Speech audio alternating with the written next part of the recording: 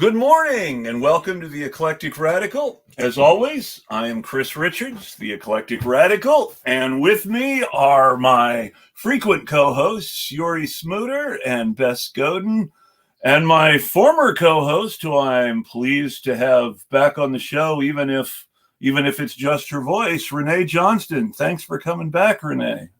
I'm happy to be here. I'm really happy to have you back. And today, we had been talking about this for a while, and there are a lot of other things, both domestically and internationally, that tie into it. And Kamala Harris, a couple of weeks ago, telling the pro-Palestine protesters to be quiet because right now she's speaking unless they want Donald Trump to win. I feel like this is just such a good time to talk about whether representation is really the best we can ask for from our politics.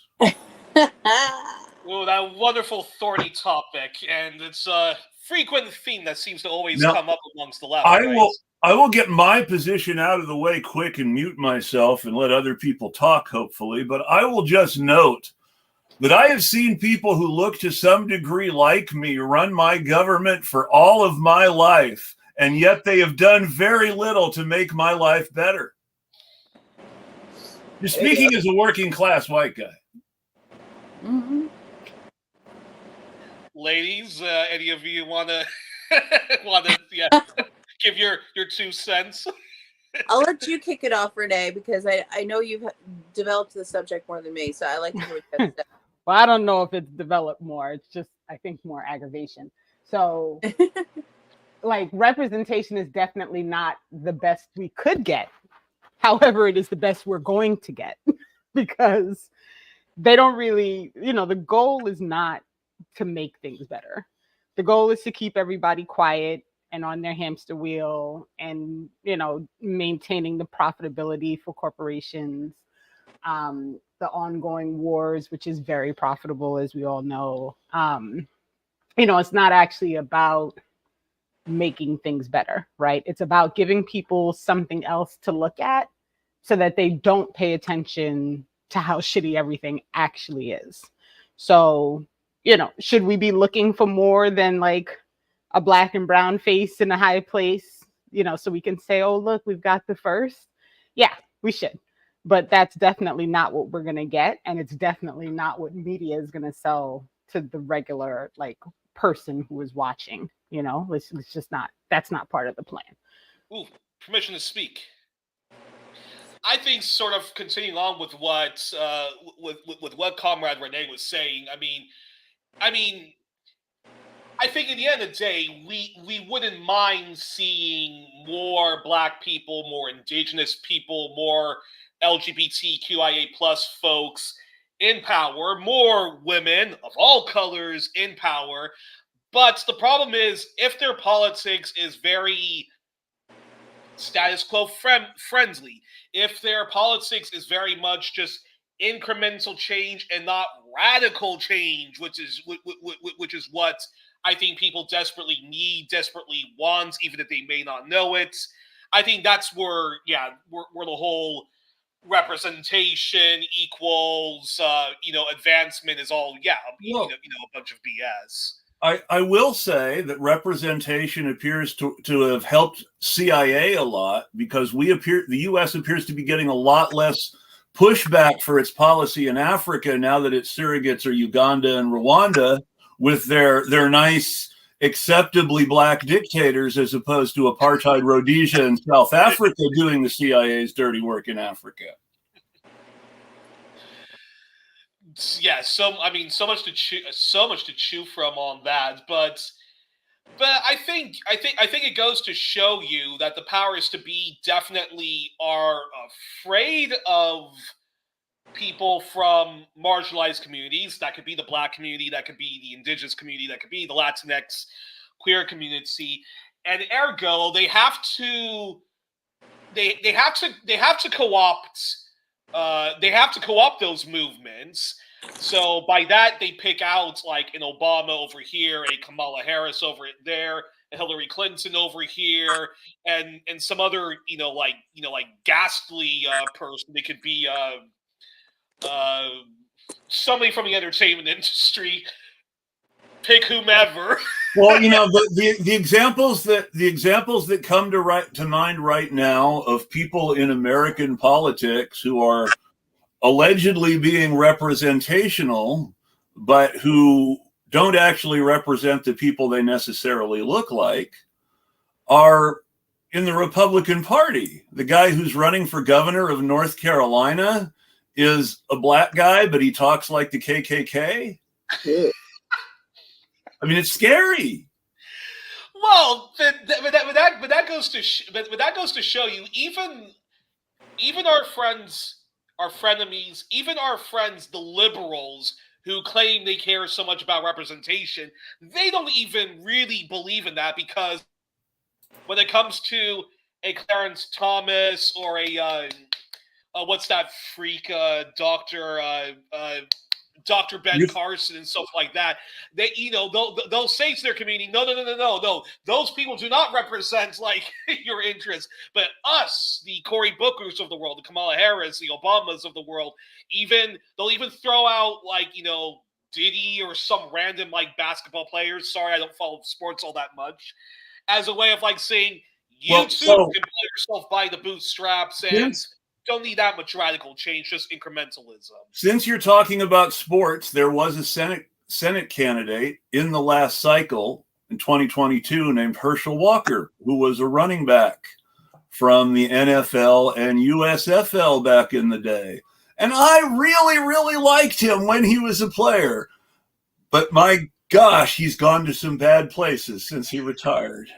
Definitely one of those, well, many celebrities who, when they speak out on something, you just wish like you could like go to them and go like, stay in your lane, dude. Well, it's like, best example is like, James Woods should stop having opinions, please. Play evil, creepy men in movies, but please stop having opinions. Very much so. So what do you think, Bess? Because you haven't talked yet. Yes, I was focusing on my makeup. I actually have a couple things to say. Let's first break it down like this. I think that it is there when we say the word representation, we have to be specific about what we're talking about, because actually, when you guys told me we were having a conversation about representation, I assumed you meant representation in the media, because I'm a media person and that's what I think about first.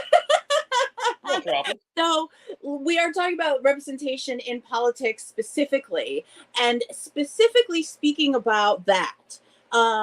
Because I do have other things to say about representation in media, and I would like to have that conversation later on, but we'll get there. Specifically about the problem with representation, and even the term representation, is that you are being, we are sort of, the powerful is choosing a mascot that looks like you to speak for them, right? And that feels like representation to us, because in a world where people who were speaking had the power they think they did, or the power they say they do, then having a Black woman in power would speak something to the Black female community in this country, and that they've together gained some power, right?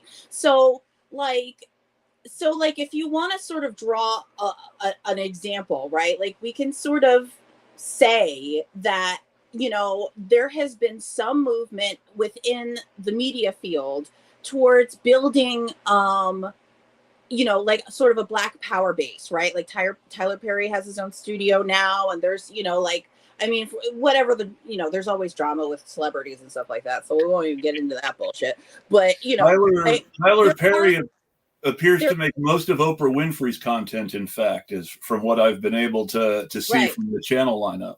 Yes, 100%. Thank you for bringing her up. She is absolutely in the queen of this, right? I mean, she's had her own channel, she's had her own magazine, show, everything. So that is, again, it speaks to the power base that is being sort of built within the media community, right? If Kamala Harris was a representation of a Black female power base that was building itself within the political community in a similar way, then it would be organic. But I do not feel that this is the case. I feel that she was handpicked for, for her VP, for being VP. I believe she was handpicked to be, sort of the cultural, multicultural element, the ethnic element, or whatever the fuck they say. And well, it was even more than that. Biden made a huge big deal of the fact that he was going to pick a Black woman for his VP. Right. Oh my gosh. Yeah. Go as on a point, because this was having a Black woman as VP would be such a big deal that it would move the needle and really change America. Mm.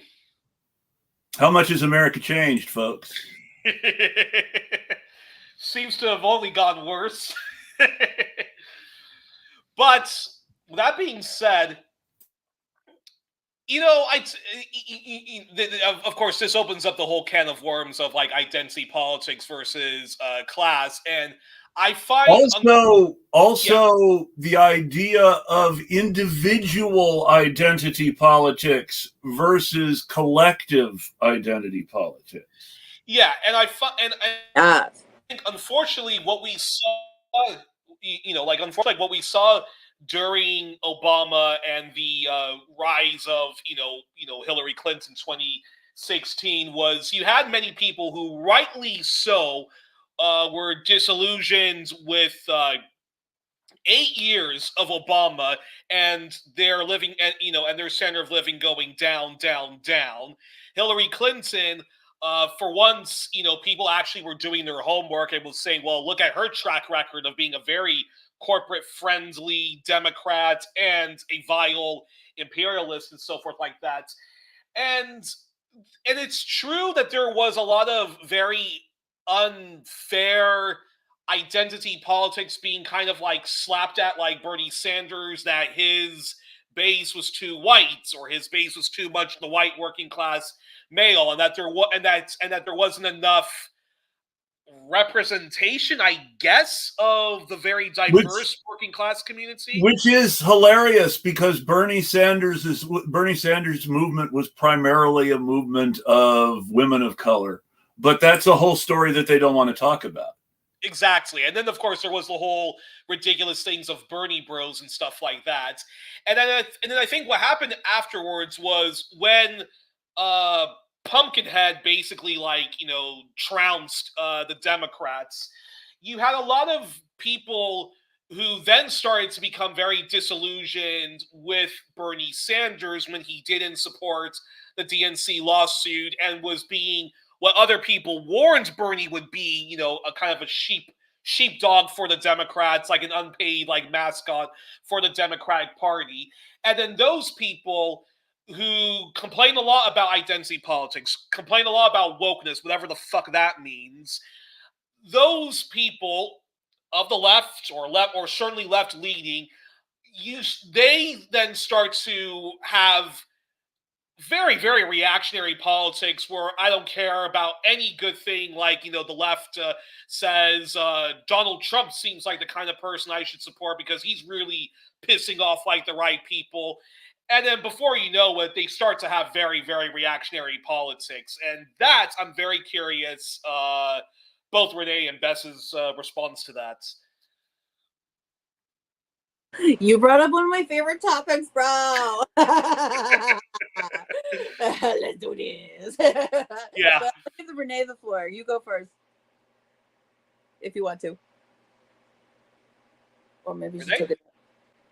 Sorry, I lost my mute button. No, since it's your favorite topic, I think you should go first, Beth. Oh, God help us all. Okay, so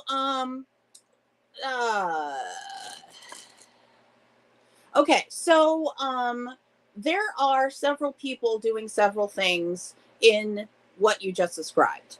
There are people who definitely consider themselves on the left, that people who have been socialists their whole life, have been communists their whole life, and those people there are, and again, Chris can speak to this better than me because he's given me history lessons on it. But there is a history of sort of ignoring ID politics within, communism and, that whole realm.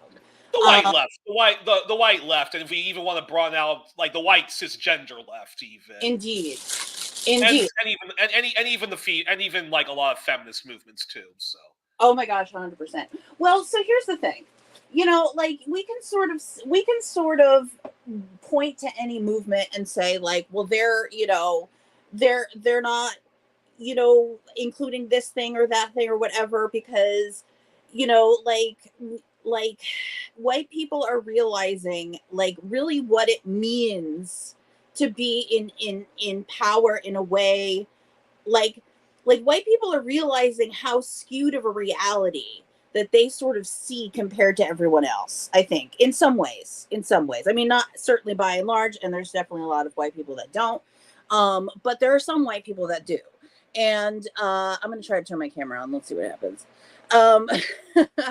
Oh, hello, everybody. Hello, everybody. This is, I don't know, not the greatest setup in the world, but good morning. Morning. So okay. So there's several things going on. So there's some people who are just very, very traditional, and they're traditional about, they have like sort of a history of, communist, minimalization of ID politics, right? And then there are other people like Jimmy Dore and that crowd who were always brought up with conservative, sort of white supremacist in disguise thinking. And I mean, Jimmy Dore's daddy's a cop. I'm going to bring that up every fucking day because he doesn't bring it up enough. Because it shapes the way he says shit, right? Like would anybody with a rational understanding of ID politics have told Cornel West not to say the words white supremacy? Like, absolutely fucking not, right? So yeah, wow. So him being on the left, He's not. Right? and him and certain, even TYT to me being classified on the left, right? There's sort of a contingency of people that are really a lot more right wing that are classified as like uber left because they are mad at the left establishment in power, okay? And so they tend to lean on the right. But again, a lot of their ideologies, when you boil it down, end up being right wing ideologies. Cenk and Anna ended up supporting Rick Caruso for mayor of Los Angeles. Rick Caruso was the Donald Trump of the West Coast, except he really did have as much money as he said he did. But he's a real estate developer and real estate billionaire who's been a Republican his whole life and decided to run as a Democrat because you have to be a Democrat to win elections in Los Angeles. So he runs. Cenk and Anna support him, and his whole thing was tough on crime, clear out homeless camps. Mm-hmm. And Karen Bass, who was running against him, and who was one of the only working class people. She was a nursing assistant. One of the only working class people in politics in this country. And she's ended up adopting the same cops and clear homeless camps politics. And yet Gavin Newsom, the white male governor of California, is trying to win points saying Karen Bass isn't being tough enough on clearing out homeless camps. California has a really weird, like, sick neo-Keynesian addiction to, like, beating up, like, homeless people. I think there was I think the mayor of San Francisco, Willie Brown, Willie Brown was the mayor of San Francisco before Gavin Newsom. Gavin Newsom was also mayor of San Francisco. More importantly, for years, Willie Brown was Speaker of the State Assembly before he was mayor of San Francisco. And Willie Brown was the boss of the California State Democratic political machine. He is the guy who picked Kamala Harris to run for district attorney of San Francisco against a district attorney named Terrence Hallinan. Kamala Harris had the support of the San Francisco Police Department and the support of the Chamber of Commerce and the support of the pro-growth movement, the people who supported Dan Feinstein and the asshole who shot Harvey Milk. So, I mean, Kamala Harris was running for the gentrifiers to be the first black district attorney of San Francisco, promising to arrest more drug users, promising to convict in jail more drug users and sex workers. But before that, Willie Brown had passed a law that said that, like, it was against the law to feed homeless people. Yes, he did. Under Jerry Brown, when he became the successor to Governor Schwarzenegger, Jerry Brown made it like a law that said it like, if you're homeless and you're sleeping in your car, you can't sleep in your car. Yeah, it's stupid. So yeah, California has a very like beating the shit out of like homeless people, which is so like, yeah. It's not just California; it's a long tradition everywhere. I mean, you always have those old novels and those old movies where people beat up the hobo. Unbelievable, unbelievably disgusting. But going back hold on a second, Youri, because I don't know if Bess, did you finish your thought? I don't remember now. Thank you for asking. I did want to bring up representation in media and talk about that a little bit later on. But I think the point that I made about politics is pretty much what I wanted to say. That, you know, if Kamala Harris represented a power base of Black women that were making some kind of headway, you know, in politics, then I would be more supportive of her as a candidate, because then she would actually be representative of something. She wouldn't just be representative of the people that we don't want to have a voice, right? So, yeah, that's pretty much what I wanted to say about that aspect of it. I definitely did want to talk about media a little bit, but we don't have to get there yet if you don't want to. Well, media is always good too, because media tends to reinforce a lot of the political stuff. Youri mentioned Cory Booker before, and media ties into that rather nicely. And she's sort of a representational figure too herself. But what a lot of people don't understand about the political liberal class in America is little facts like Rachel Maddow and Cory Booker were best friends when they went to Stanford together. Mm-hmm. Yeah. I think it ties in. It's important because Kamala's like quote unquote popularity right now is a media trick, right? Like, she wasn't popular when she ran, right? She was single digit. She dropped out before the Iowa caucuses. She did not win a single delegate. She didn't win a single delegate. She was listed as they were planning for her to be fifth in her home state in the primaries. Yep.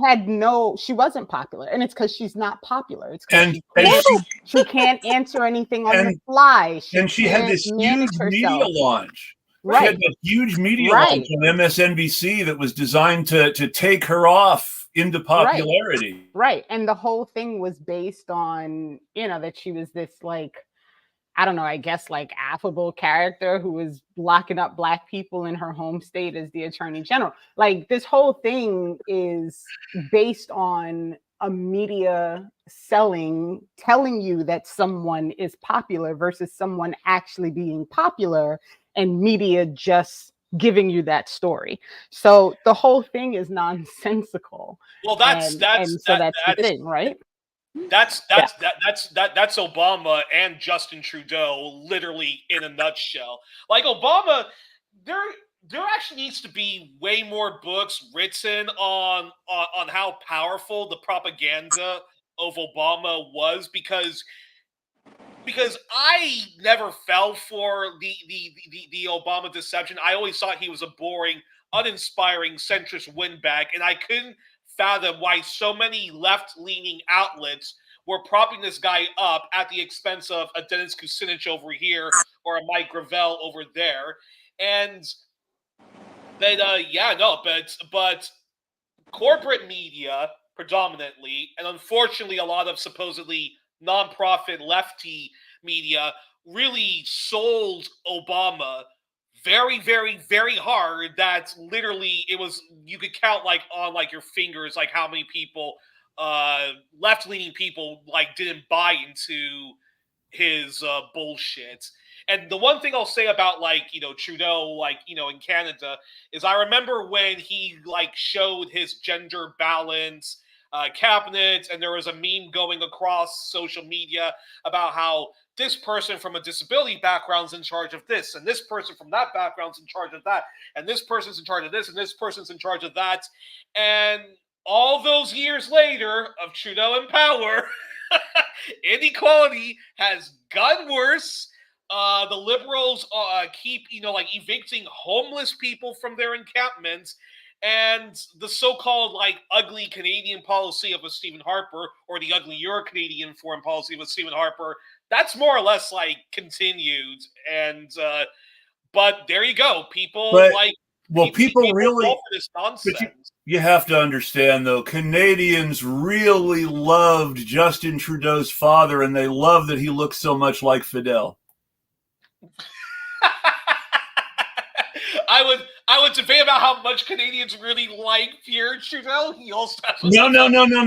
That's a joke about how Justin looks more like Fidel than Pierre, and the Trudeaus were such good friends with the Castros.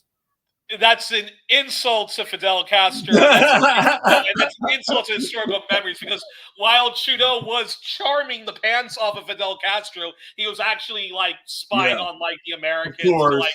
They're doing this or doing that, so you can slap more sanctions on them. So I'm gonna date myself and actually push a little bit back on you, Youri, because I'm a little old. I'm a little older than you. A little older. Ooh, go ahead. And go ahead. I actually was working at a high school before Obama announced that he was going to run. And he spoke at a leadership conference for high school students at George Mason University about maybe 1 or 2 months before he made his announcement. And George Mason University is where? In Virginia, in Fairfax, Virginia. And so we took our students, because it was this leadership conference, and he spoke. And I have to say, he was quite engaging. I was like, oh, okay. This is kind of cool, like, and so, I mean, of course, he turned out to be awful, but I will say that there in that space, he has that, the tonation thing, and he can rhyme, and he's an engaging speaker, and I think people tend to fall for that, right? Because if someone's engaging and they can keep you listening, and they can, they know how to hit all the notes and all the things, right? It'll get you. He knew how to say the right inspiring things that would make Americans think he actually cared, which is the same thing Bill Clinton did. But the difference was Obama didn't have the sleazebag fake hillbilly vibe that Bill Clinton, which is to say, yes, Bill Clinton really comes from Arkansas. But, and this is an important but, Bill Clinton went to Oxford.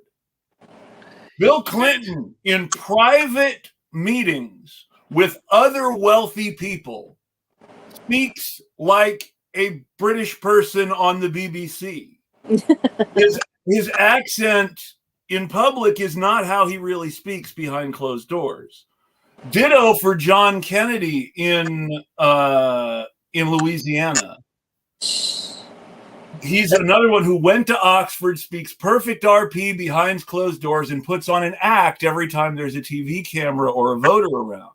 This is also representational politics in a way. He is trying to Bill Clinton was, and John Kennedy is, trying to convince white men in southern states, specifically a segment of the class of white men in the southern United States, that they're just like them, when they're not.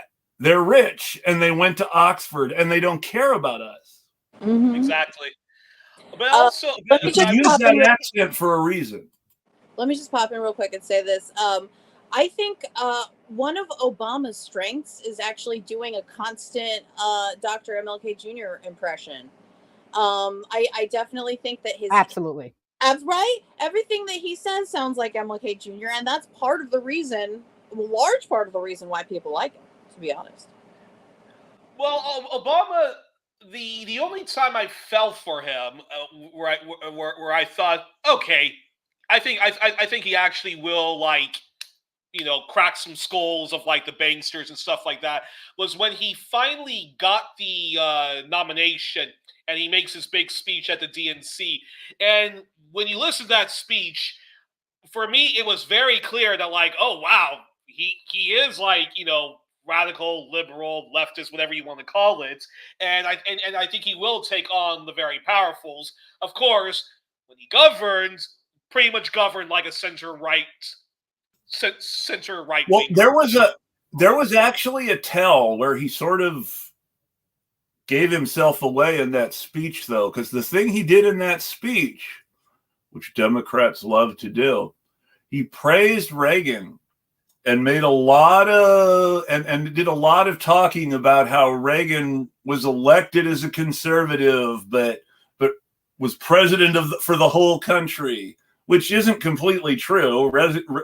Reagan was a president for rich white men who went to Pat Robertson's church. Funny that you mentioned that. I completely missed that in the speech, but that was always one of my number one red flags about Obama, was he kept propping up Reagan. And I was doing my homework on Ronald Reagan, and I was like, dude, this guy is the fucking Antichrist. So Ronald Reagan is the one of the first completely media manufactured politicians. The reason that the media manufactured him to be a politician is because he had already gotten a job as, like, a corporate motivational speaker for General Electric. Yeah. And his role his role working for General Electric, as supposedly he was a spokesman and a media guy, but he actually did a lot of weird motivational speeches for employees and lobbyist meetings and not much else. But they built him up into a figure who they could then propel into politics as their guy. And it was the thing that everybody forgets about Ronald Reagan is that he was the boss of SAG. He was a union leader. He was a labor guy. He ran a strike. And he completely sold out after World War II because he wanted to marry an actress whose parents were rich. Which people do not remember that Nancy Davis. Lots of people in Hollywood, actually, but Nancy Davis was a rich heiress who was playing at being an actress to see if she could for a little while because she could afford to and she didn't have to work. She was a rich girl. Now, on a similar note, Humphrey Bogart, who had much better politics than Ronald Reagan, was also wealthy and came from a really rich family and was able to be a bum on Broadway because his parents were willing to take care of him as long as he promised to come home and get a real job when it didn't work out. and then it worked out, and he had a big hit on Broadway and became a movie star. On Broadway. That being said, it's interesting, kind of going back to what Bess was saying about, like, the weird regressive trajectory of, like, the Jimmy Dores and other kind of, like, YouTube leftists and so forth like that, because I find it quite interesting that when Bernie came about, I think he was endorsed by The Nation magazine, which tends to be a pro-Democrats, like, they claim to be for, like, Democrat, like, reformism, but it's basically like, when The Nation was founded, and history, I'll go ahead. The Nation was basically founded as a watered-down sort of pro-CIA Marxist publication for Frankfurt School liberals who saw themselves as anti-establishment, but who were still liberals at the end of things and not actual serious Marxists. And so the Nation has always had a weird combination of really good journalism and the occasional radical opinion piece and lots of good reform content at least, but has a tendency to quietly always support whoever's support things like, well, maybe the elections in Venezuela aren't legit, that sort of thing.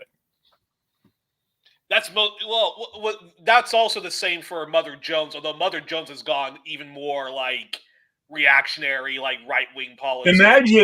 Imagine how Mother Jones would feel about the magazine named after her. I mean, that's something that I think about every day.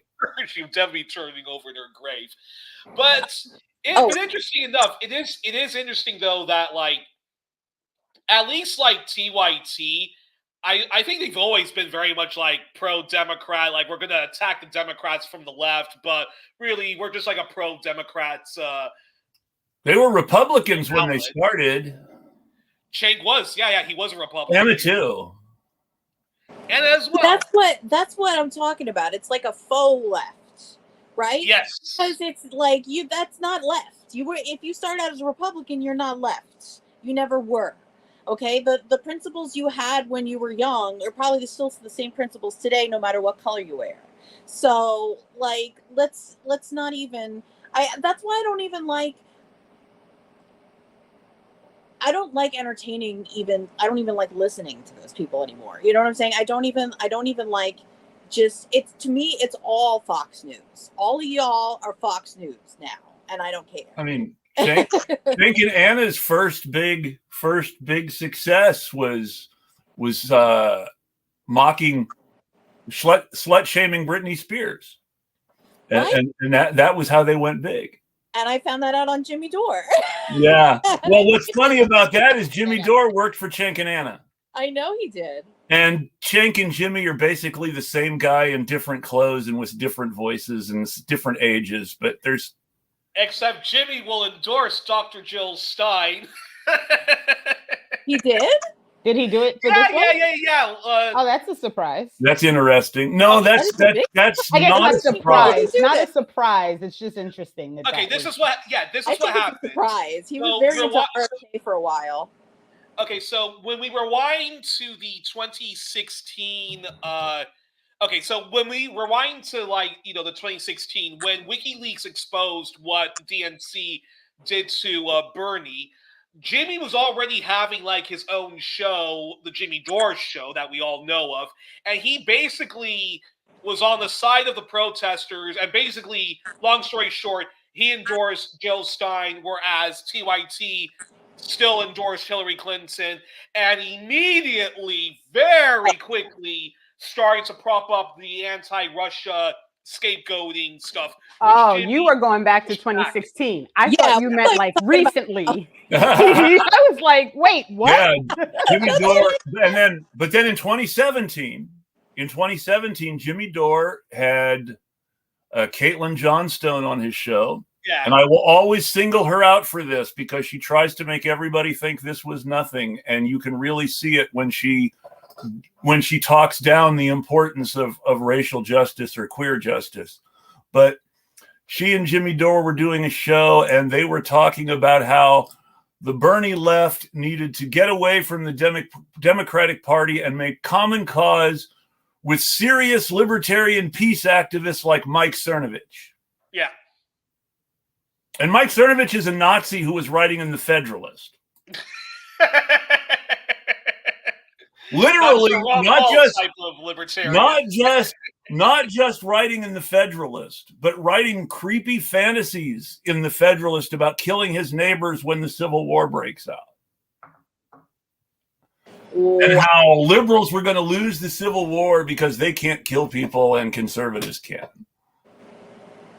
And yeah, this is true because I will note I have seen a difference between the political opinions of people I helped in 2020 who are rich and people I helped in 2020 who are not rich. Mm-hmm.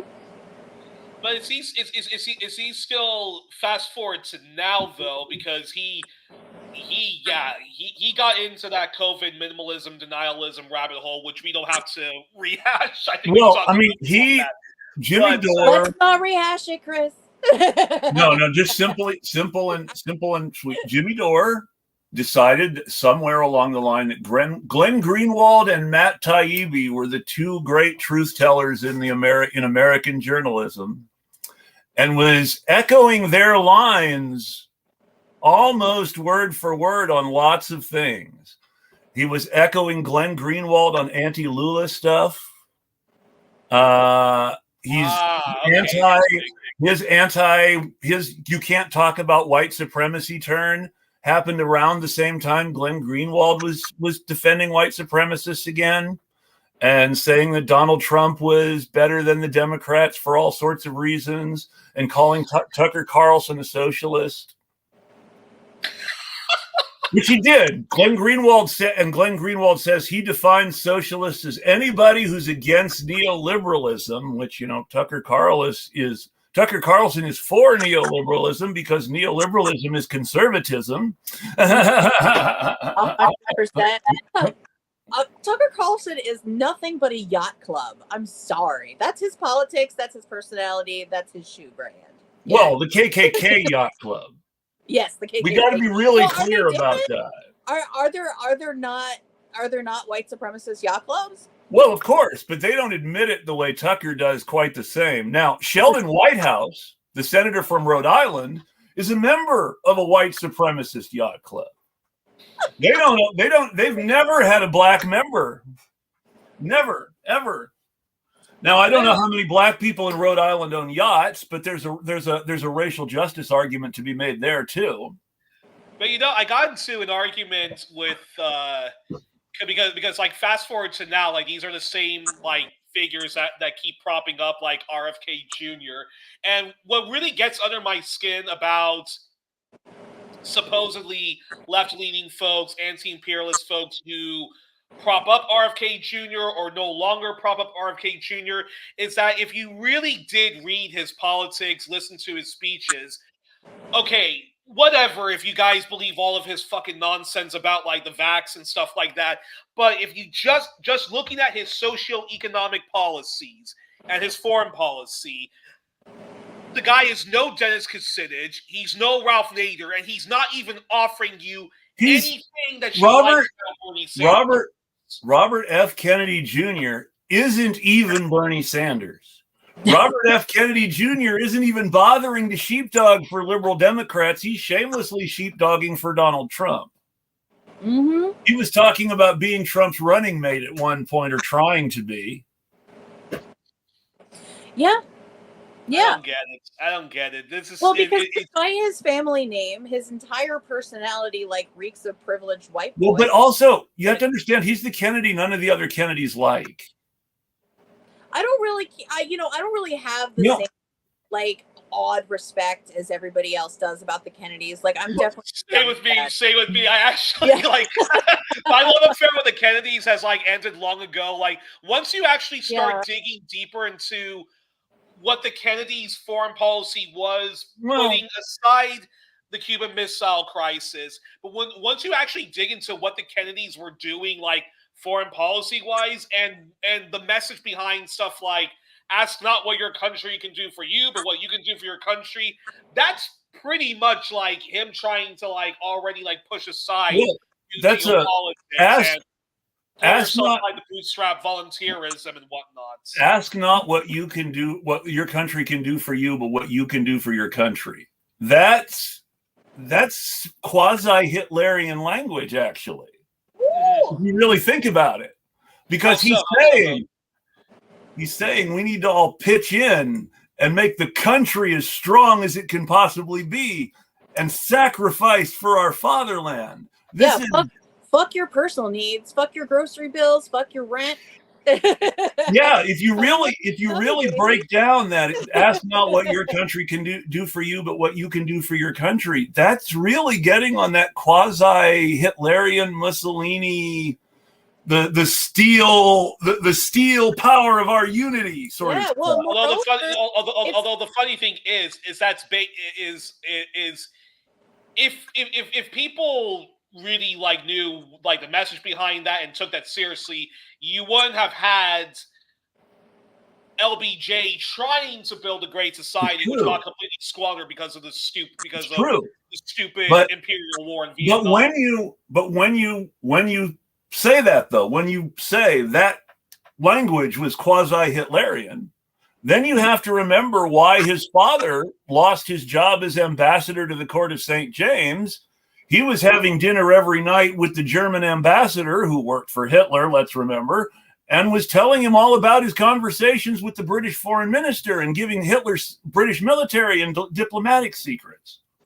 So John F. Kennedy and Robert F. Kennedy's grandfather was a spy for Nazi in England during World War II. Wow.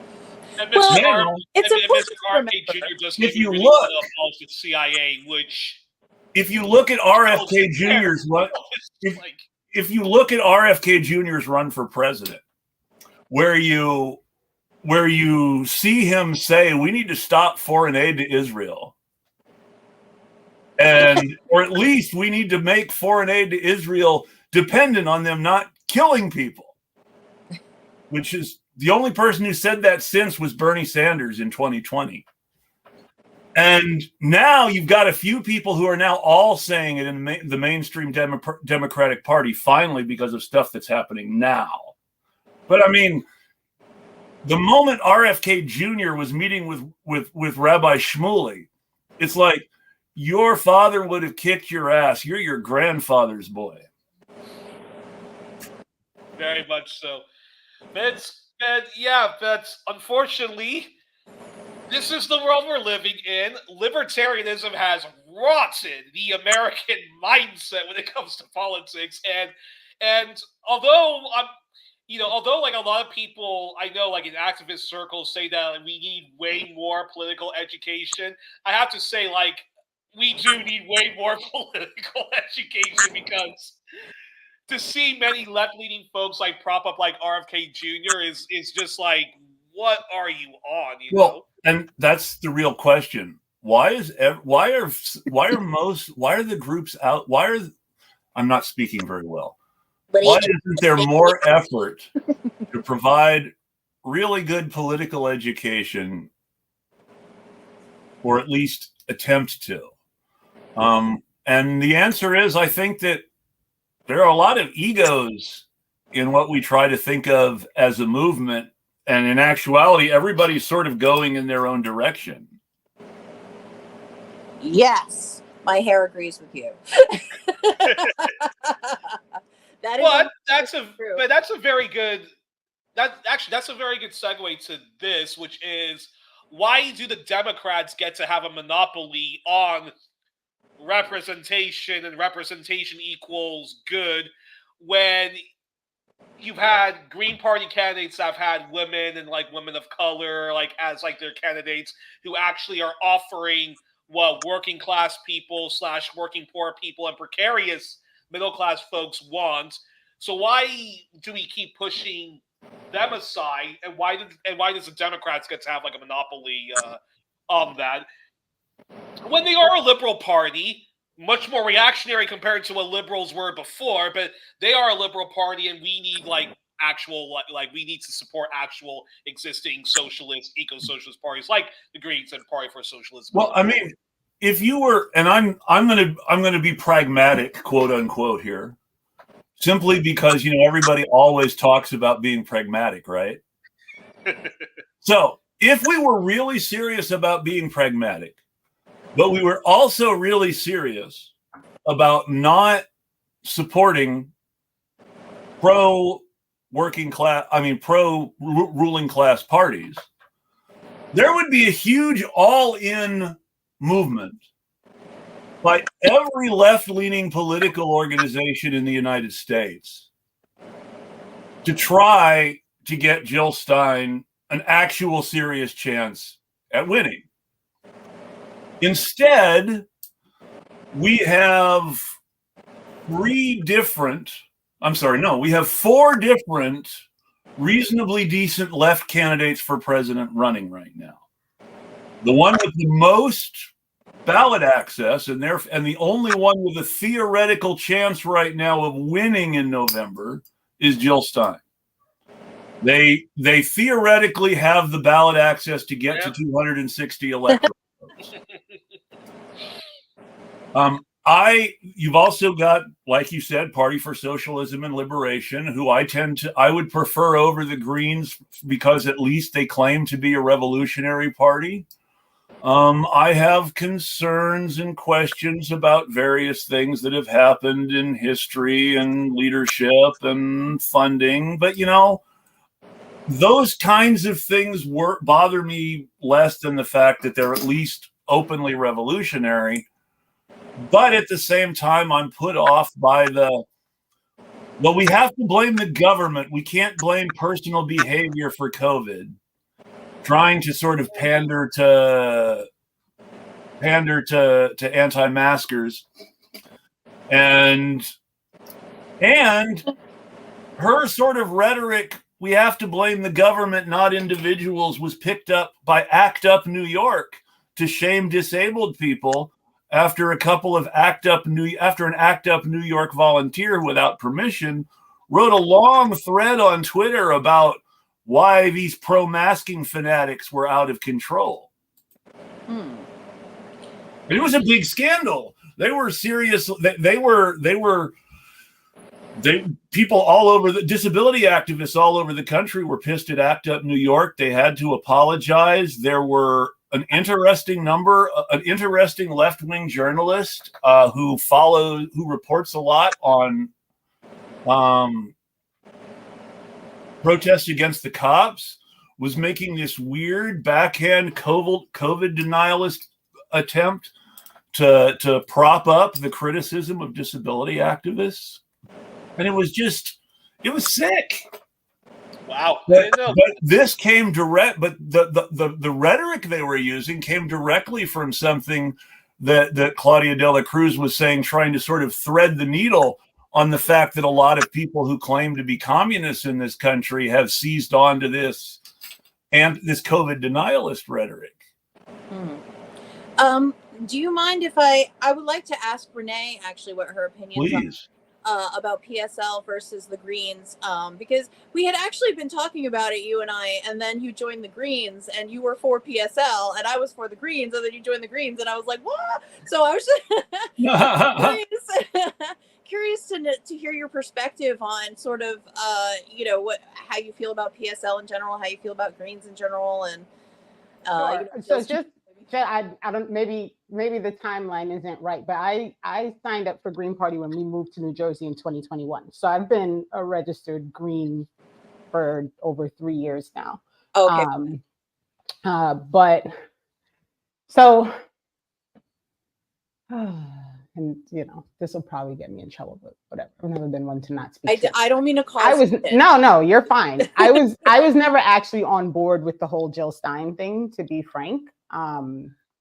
I just felt like, well, first of all, they were all excited about West, which I was adamantly against, given that he announced his initial campaign with the People's Party, and we all know my history there.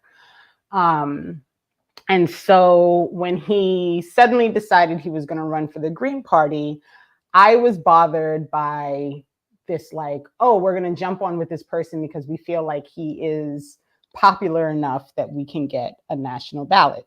Yeah. Then he did, honestly, what did not shock me when he was like, no, I'm going to go start a new party on my own and I'm going to go off and do something else.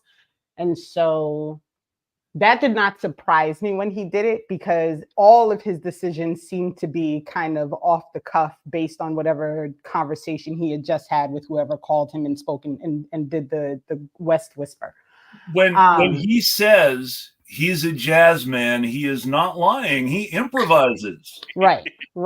And so when the immediate thing was, okay, well, let's let Jill Stein run, I kind of felt like, why is Green Party again reverting back to this every 4 year, find somebody popular and run for a presidential seat, instead of perhaps stepping back and really focusing on more local campaigns, more local seats, congressional seats, if there were states that were willing to do that, and maybe utilizing Stein's, like, I guess, popularity, if we want to put it that way, to actually build a party on the ground versus just running somebody and hoping that that would get you to where you could get the 5% so that you could get the federal funding. Like, it just seems very unplanned and kind of thrown out there. I have to say two things, one of which I understand and the other of which I disagree with. The first is that I know they run the president all the time because there are laws, as far as our election system goes, that basically say if you want to be considered a legitimate party, you have to run a candidate for president. You can lose your ballot access in some states if you don't run a candidate for president. Unbelievable. They run a candidate for president every 4 years because they keep their ballot access in a bunch of states that way, and because it's necessary, and because they say it's necessary in order to rally the party. But the Green Party does not always seem to be doing lots and lots of stuff other people can see between elections. And part of that is a lack of media literacy. When they do make media decisions, they often make bad media decisions. I think we may need to change the subject. No, but just very quickly, you're not wrong, but my pushback is it's not working and it hasn't worked for decades. I agree. So they would be better off letting go of this national ballot, maintain your ballot access by running, and having an actual viable on the ground party across the country within each state. And that's, it gets lost in the mix all the time. And people don't even know how many Green people have local seats and have won local campaigns, because in essentially, like, it's like every 4 years they pop up and that's what people see. If there was more of an investment into building state parties and state committees and district committees and those types of things. They won one of their guys won the position of mayor of Baldwin Park in 2020, and they did not sell that on as a look at what we did. We can build on this sort of thing in the way I think. And I like Jill Stein, and I like, for the most part, I think the platform is a good one. I support the platform. I support the 10 pillars. Like, I support what Green Party stands for as a general sense of like what they are as a political party. There's some stuff that but that's going to be with everything, right? You're never always going to agree with all things. But I actually really like Claudia de la Cruz, right? Yeah. Like, I like her. I like how she presents herself. I like how much knowledge she has about the history of her party, the history of socialism.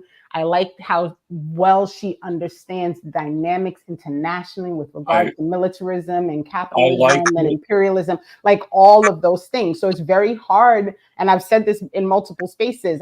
They're both going to be on the ballot in New Jersey, and I don't know who I'm going to. I will freely admit that, if it was just about personal affinity and representation, I would vote for Dela Cruz because her running mate grew up in Fontana, and I was born in Fontana. I like PSL though as well, and I think it's a pity that a lot of left-leaning outlets don't give them the time of haven't given them the time of day. I think the anti-communism cannot be overstated.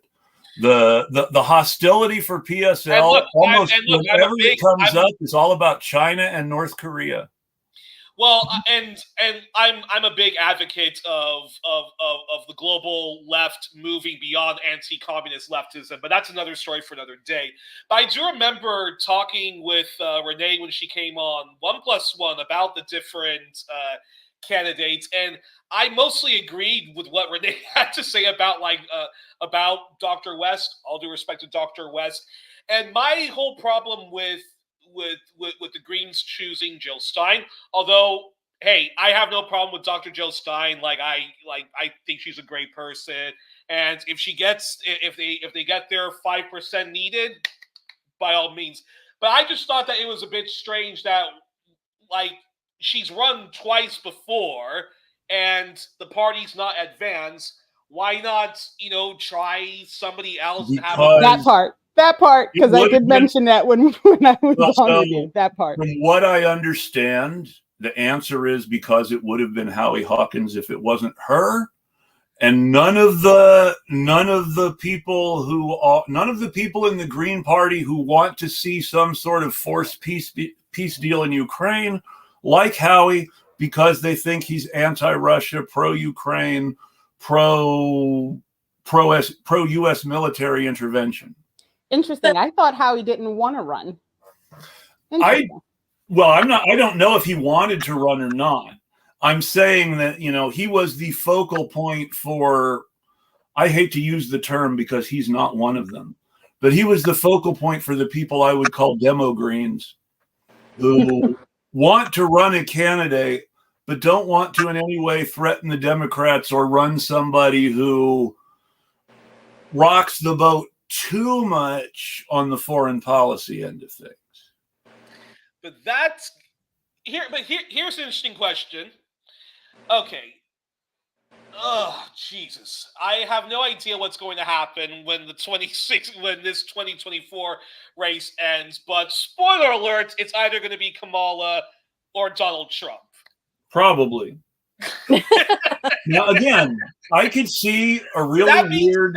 Okay. Oh, wait. But that being said, okay, if the Greens don't get the 5% needed, if PSL also doesn't advance, then should all those left organizations, and this is a question I've asked to heads of communist parties who've been on 1+1, and I've even asked this to some of our friends who are part of World Socialist websites, socialist equality parties, should we then, instead of wasting whatever valuable resources we have in running for elections, should we actually be using those organizations more as advocacy organizations and grassroots organizations to politically educate people, to make sure that they know that, okay, you can vote for the Democrats, but just do know that, yeah. I'm curious. I'm curious all your responses to that. Okay, let me say a couple of things, and hopefully it won't get me in trouble. Firstly, I wanted to say that, well, I'll respond to what you said firstly. What you have described is an idealistic view of what an organization is. I believe that an organization is a bunch of people with different ideas on how to do shit, fighting each other on how to do shit. There's not really there's a steering committees and there are, people in charge and stuff, of course, but they're all fighting each other on what they think is the best idea. And that's, it's really difficult to sort of pick a direction for an organization like that. Especially one as broad and as long-lived as the Green Party. But I will also say that I think part of the Green Party's issue, and part of what I know that the Green Party New Jersey is working on and still working on, is that they are, it's about publicizing what you do, and being your own media outlet and sort of learning how to do that. And also trying to, instead of capitalizing on people who are already famous, sort of create your own fame by having substance, right? So I do, although we had differences and we have not, we've separated now, I do applaud their effort. I believe that they are trying to put together a podcast network for all of the Greens in all the different states and stuff. And I think that's a great idea because they're doing so much great work on the ground that you never hear about because local outlets will pick that stuff up. So there is a media blackout on independent parties, on third parties, and particularly the Greens. I'll say that. I will say that much, and I will leave it there. I know. Renee has to go soon, so Renee. Yeah, I want to break in. I want to let Renee. I know Renee has to go soon, so I want to let her close out with her final words before any of us talk. um, so we're in a really unique time, right? In looking at all of the things that people are paying attention to that have been in existence for decades that most people have not paid attention to, right? Like, it's not like Israel just occupied Palestine, right? It's been almost an entire century, but people now know that it's happening, right? It's not that the US just started to interfere with elections in other places and send representative troops to, you know, harass people in the Caribbean, but people are now seeing that that's happening, right? So I think, funny enough, this is probably one of the rare times that I am aware of where a third party could actually do something, right, that serves like a purpose of making people realize you don't have to just go along with the duopoly and the thing that exists, because I think people genuinely are sick of the bullshit, right? Like, I think people are in this unique space finally where they're just tired of all the things. Yeah. The problem, however, and I think this is, you know, I'm glad Bess, you just said that about, you know, the Green Party in New Jersey, because this is a rare opportunity that if it is not capitalized upon, we're just going to sink back into this same fucking circling the drain with these two parties. So I am curious to see how people utilize it. I do wish there could be some sort of united campaign where, you know, whoever decides, like, we're going to all coalesce behind this one person. The problem is exactly, Chris, what you brought up, which is ego, right? Everybody wants to be the person who does a thing, right? Like, it's not.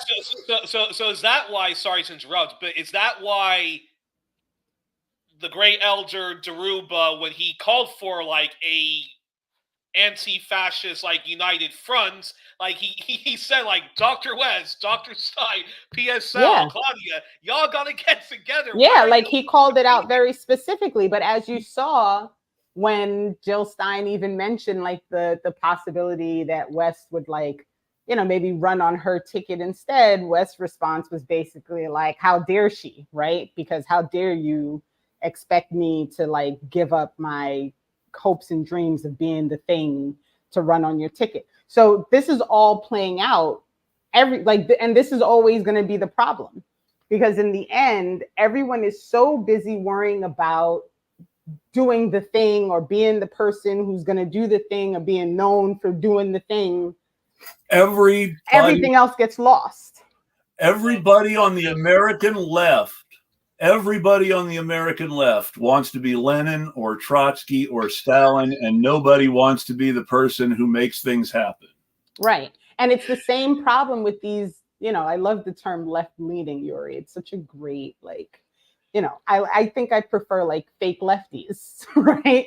Because they're all like, because they're all just kind of like, right, there's right. But they're all just like, and then there are people who are just left leaning, like, right, and they're all just jumping on the thing, right, right. And in the end, they're all just jumping on the thing that's going to make them important in the moment, that's going to get them the subs, that's going to get them the donations, it's going to, like, it's such a fucking cesspool, right? Like, it's just so, and in the meanwhile, everybody's dying, right? In the meanwhile, the Palestinians are being blown off the surface of the planet. And in the meanwhile, Black people are getting shot in the face for boiling water. And in the meanwhile, Haiti, people in Haiti can't, like, just survive because, you know, oh, the gangs, but nobody asked where the guns are coming from.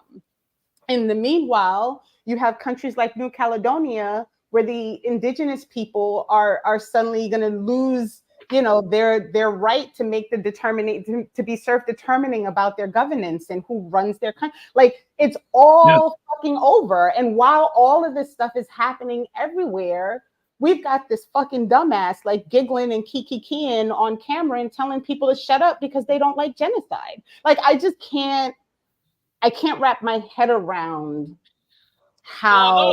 Not only that, but I'm also like thoroughly like disgusted. This kind of goes back to what we were talking about, the whole representation, identity politics versus class. Like, like right now, you know, like I was in England not too long ago, where transphobia is the new like form of bigotry that everybody wants to adopt, and the far right are using that to their advantage. And instead of people like, look, y'all don't have to understand trans people, y'all don't have to stand non-binaryism, just don't be an asshole and protect these people from the far right, because after they're done destroying them, they're coming after your and when did like just being the response is just fucking deer in the headlights. Right. And when did just being a human and allowing other people to be human and to live in their humanity become such a bad thing? Like, leave people the fuck alone. Why do you care? Like, why do you care what's in their pants? I don't understand. I've never understood it. And so, you know, for me, grand scheme, political education, I think, is really the part, right? Like, people have to be willing to have these uncomfortable conversations in their homes, on their jobs. Like, they have to be willing to say the thing that nobody wants them to say. And I admit, it's a scary place. I mean, fuck, like, I'm not living the dream right now, right? And it's because I decided that I would prefer to sleep at night. Like, that was my priority, to maintain my humanity and be able to sleep at night and not to be silent or silenced about the reality of the situation of other people just because they're on another part of the planet, just because I had a job and insurance and all these things. Like, it doesn't mean you can just ignore humanity. And so, you know, I'll leave it there to just say, like, we gotta keep having these conversations. And I really thank you for inviting me. And I'm sorry I can't stay for the whole time. I got to go get the kid, and I got a long drive and the train. And, No and so, just glad you could join us. But this was great. And I got to see if I can get Dr. Ball. They were in Mississippi, and I didn't even want to add another thing to his calendar. So I will ping Dr. Ball to see when he can join, and we can kind of circle back. BLM family. We'll do. And folks can catch me on Saturdays at 11 on Black Liberation Media for Saturdays with Renee. I did release my latest article on why Kamala Harris is not the thing. And that's on Public Square Amplified if folks are interested in having some talking points for why we should not be supporting this woman. But because you're still on the air right now, I do want to say before you go, and I do want to say it on the show, that article that you published regarding why people should why people should use the whole page and not just the map for the top city. I looked at the person who quoted you and the way they were trying to downplay that one thing in Maine, and I was looking at everything. And then I looked at her webpage. This person was trying to take a real issue and personalize it for her I'm an influencer game. Right. And while she was using this whole Cop City thing for hits and credibility as a serious person, but I really feel like the real point of all that was to be able to say, oh, yeah, but look at this one. It's no big deal because, and this is the part that, I mean, I'm paranoid, but she's a lawyer and activist from Minneapolis. Right, which she mentioned in her show. Mm-hmm. Mm-hmm. And Minneapolis has an approved not approved, in the planning stages, Cop City complex that's getting ready to be built if they approve it, that's being very heavily pushed by Tim Walz and Mayor Jacob Frey. Well, of course, it would be. And Minneapolis already has 3 facilities surrounding it. It's in the middle of a cop city pyramid. But I do have to go, and I'm sorry to jump off mid-sentence, but thank you for letting me join, and I will talk to you all soon. We miss you, Renee. Have a good day. Talk to you soon. Bye. Renee, that is one badass, isn't she? I love Renee. I miss Renee. I wish I could have her on every Sunday, but I also understand she needs at least one day off a week. Yeah, she's got her finger in a lot of pies, but she's a kick-ass woman. See, I love the way people say this. Thank you, Zaina. The butt waltz is a hero. Oh, Now I will say that the last time I heard somebody make so much political hay out of someone's National Guard career was when they were saying that George W. Bush joined the National Guard to get out of having to fight. I have never seen. Dan Rather even lost his job for having the audacity to. Yes. I have never seen before a 20-year career in the National Guard be pushed so aggressively as proof of someone's legitimate military credentials. If you think that's depressing, this goes back to media and representation that Bess was addressing. So there's a huge magazine, corporate magazine, dedicated to the queer community, the Advocates. And I went on my Instagram, and they tend to appear like the first thing, and they keep trying to sell Pete's Buttigieg's husband, who's apparently written some children's thing, and they're all in, by the way, for Kamala Harris, queer people, if y'all don't vote for these Democrats, we're all going to be genocided. But I think to myself, how can such a... But of course, this is the problem. It's a corporate news outlet, and it's but still So there is the Green Party, Party for Socialism and Liberation. There are these parties that actually do get about queer liberation. I have three sets of opinions about this very popular topic of, we have to support the Democrats or X marginalized group will be wiped out. Yeah. The first thought that comes to mind is, are the Democrats going to protect that group when they have power, or are they going to cut a deal that allows them to claim they protected that group while actually selling them out?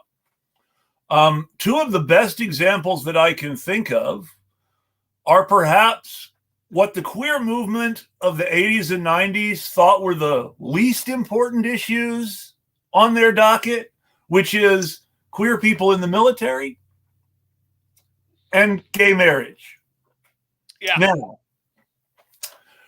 when I was a kid in the 80s and a teenager in the 90s, the salty old working class leaders of the queer movement said that gay marriage was a bourgeois thing that only rich people in Hollywood had to worry about, and that what they wanted was not to get evicted because they had boyfriends instead of girlfriends. But even that, housing discrimination for living with whoever you wanted was something that affected very many more, was something that affected every queer person practically, regardless of whether they were white, black, green, man, female, non-binary, whatever. It was something universal. Whereas gay marriage was seen as protecting the generational wealth of middle class and upper class families by allowing them to pass it down through legitimate gay marriage. Now, I think everybody should have the right to get married if we're going to have marriage, but I also believe in that sort of really aggressive Engelsian Marxism as practiced by the founders of the first Communist Party in the U.S. who wanted to abolish marriage.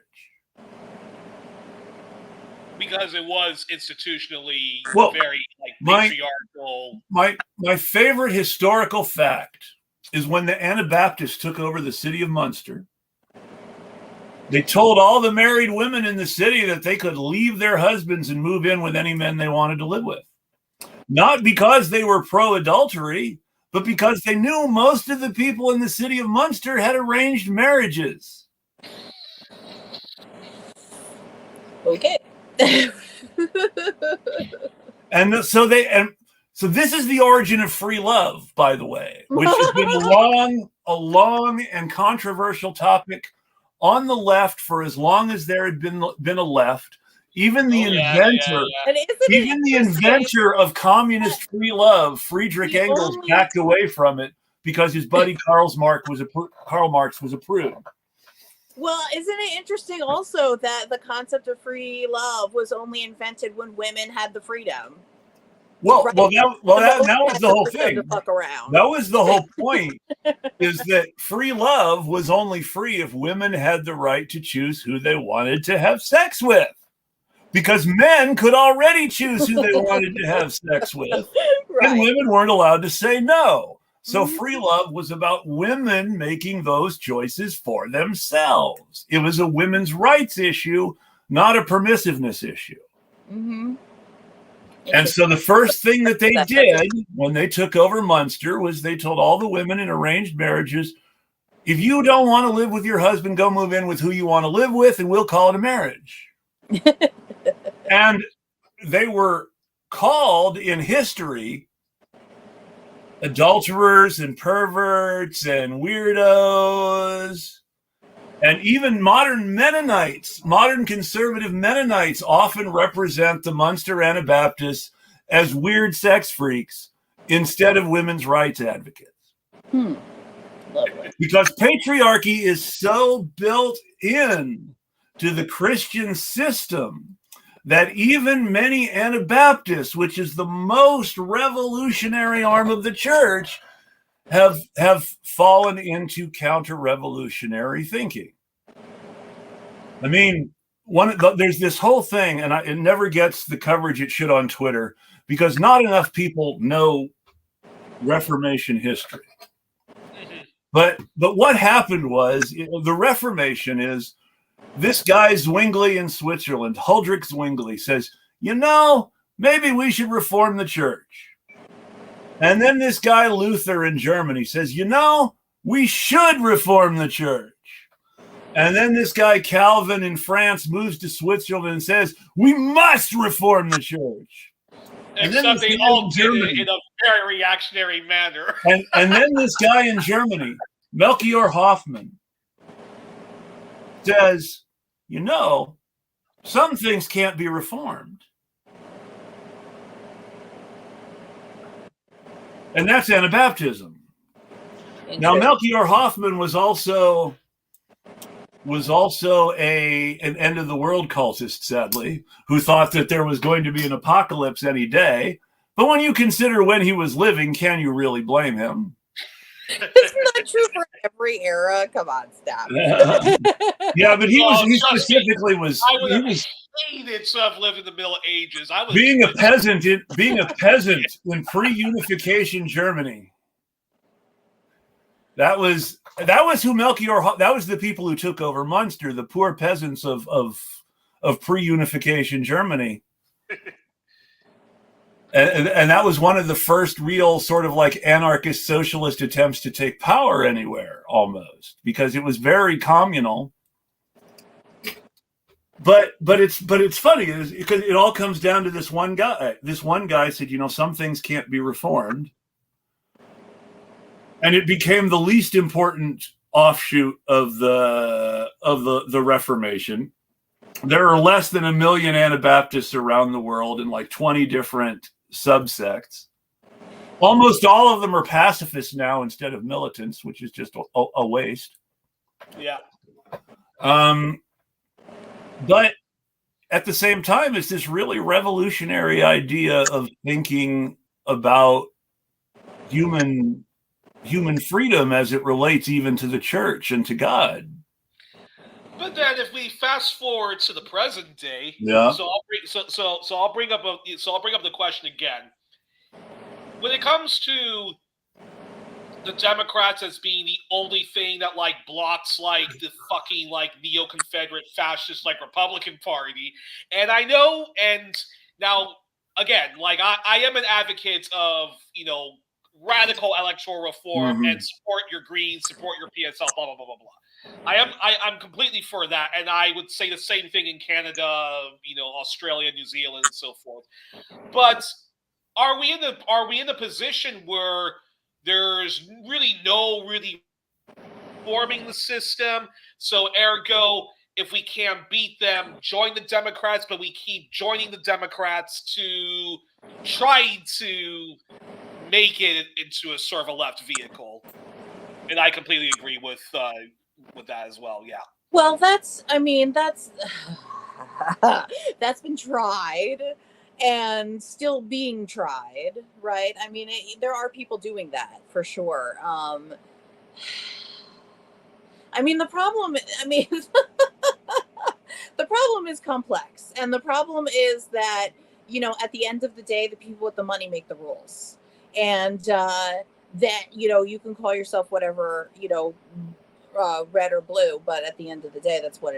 And there are and I'm sure Zaina can chime in on this too. There are very few resources for independent journalists and commentators in media.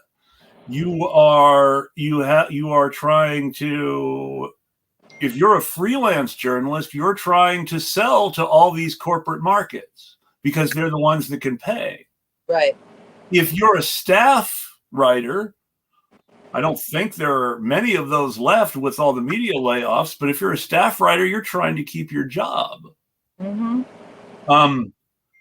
Al Jazeera recently laid off Sana Saeed after 10 years. What the whoa. Wow. Why? Because despite the fact that even Al Jazeera is doing the best job of covering what's happening in Palestine and the world, they are still owned by the Qatari monarchy, who only lets Hamas fund their operation through Qatar, is because Netanyahu said they could and asked them to keep doing it, which is because remember, what we all forget is Netanyahu and his attempts to delegitimize Palestinian independence was to identify Hamas with all of the scary terrorism that Americans fear, and it started even before we really started focusing on Israel again. It started during the War on Terror, when people like Bill Maher would start saying the U.S. needed to be more like Israel because they knew how to handle terrorists. Say that piece of shit. Fuck that guy, man.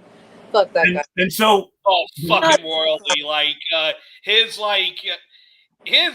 anti-Palestinian, Islamophobia, anti-all things, and how long is so vile. It's not even funny. And how long? Everybody will forget this since he almost doesn't exist anymore. But how long did Dennis Miller's libertarian opposition to overseas war last after September 11th? Anybody remember Dennis Miller? No. He Barely. became like how I learned to stop hating wars but love the wars. That's basically like what happened to like Dennis Miller. Well, yeah, his show was literal. I mean, it's like before September 11th, he had literally done a show about the military-industrial complex, and after September 11th, he's like, "We need to kill all the Muslims, damn it!" And it's like, what the hell, Dennis?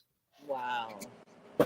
At least that kind of like right-wing grifter doesn't last long in our liberal media. But that being said, there is a big problem when like you literally, I think we even talked about this before, like you literally have people in the US who only watch Real Time with Bill Maher getting their news. You have people who only watch the Young Turks other people who only watch the Jimmy Dore show as their like source of like news, and because there's like comedy involved, that's like their also source of like go-to on like pop culture and stuff like that.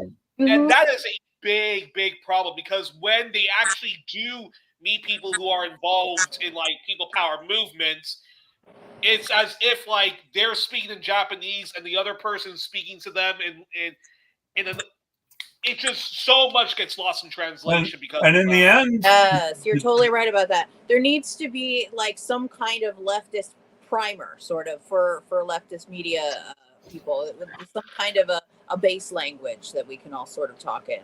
I agree with that completely, and I definitely think that ID politics has created some of that. And ID politics is important. And I definitely think, I don't want to change the subject, but I'm going to change the subject because I thought originally, and I'm a little sad that Renee had to leave. I didn't know she was leaving so early. That Renee generally has about an hour, sadly. I always manage to get her to stay a little longer than she can, but she generally has an hour on Sunday. Yeah, I know. She got the kids, so. But she has life.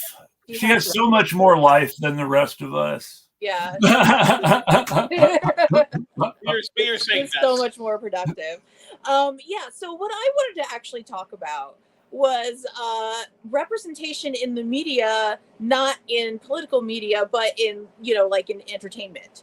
Like Bridgerton is a perfect example, right? Because a lot of people, all right. So neoliberals who are, sort of like in the art world, right? And this is the bubble that I grew up in. So I know these people very well. The first thing they will tell you is that representation in media is of utmost importance, right? Because not only does, it give opportunities to actors of color, actors with disabilities, females and whatnot. It also, it gives audience members something to identify with, right? And we are widely acknowledging that our audience in this country is broader than just white male cishet audience. But I think there are, and so like that's why when I first heard Renee say, I think it was on her show with Jared, on BLM. It's BLM, yeah. It's BLM now. It's BLM now. It used to be BPM. They've had lots of changes because of the demonetizing, and they just got demonetized again. Oh no! And there's a little bit of backstage stuff, differences of like where of where it should go. So now, so now BPM is now Black Liberation Media, and Black Power Media Reloaded is where he was on my show where Kalanji Changa does it. So okay, thank you for clarifying that. I didn't know.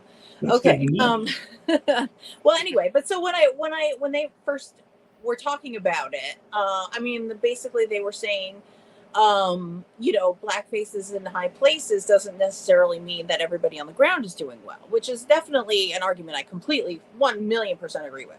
And there is definitely an element of fantasy and or like rich people fantasy wish fulfillment in our media and the representation of people between races, colors, and genders and whatnot.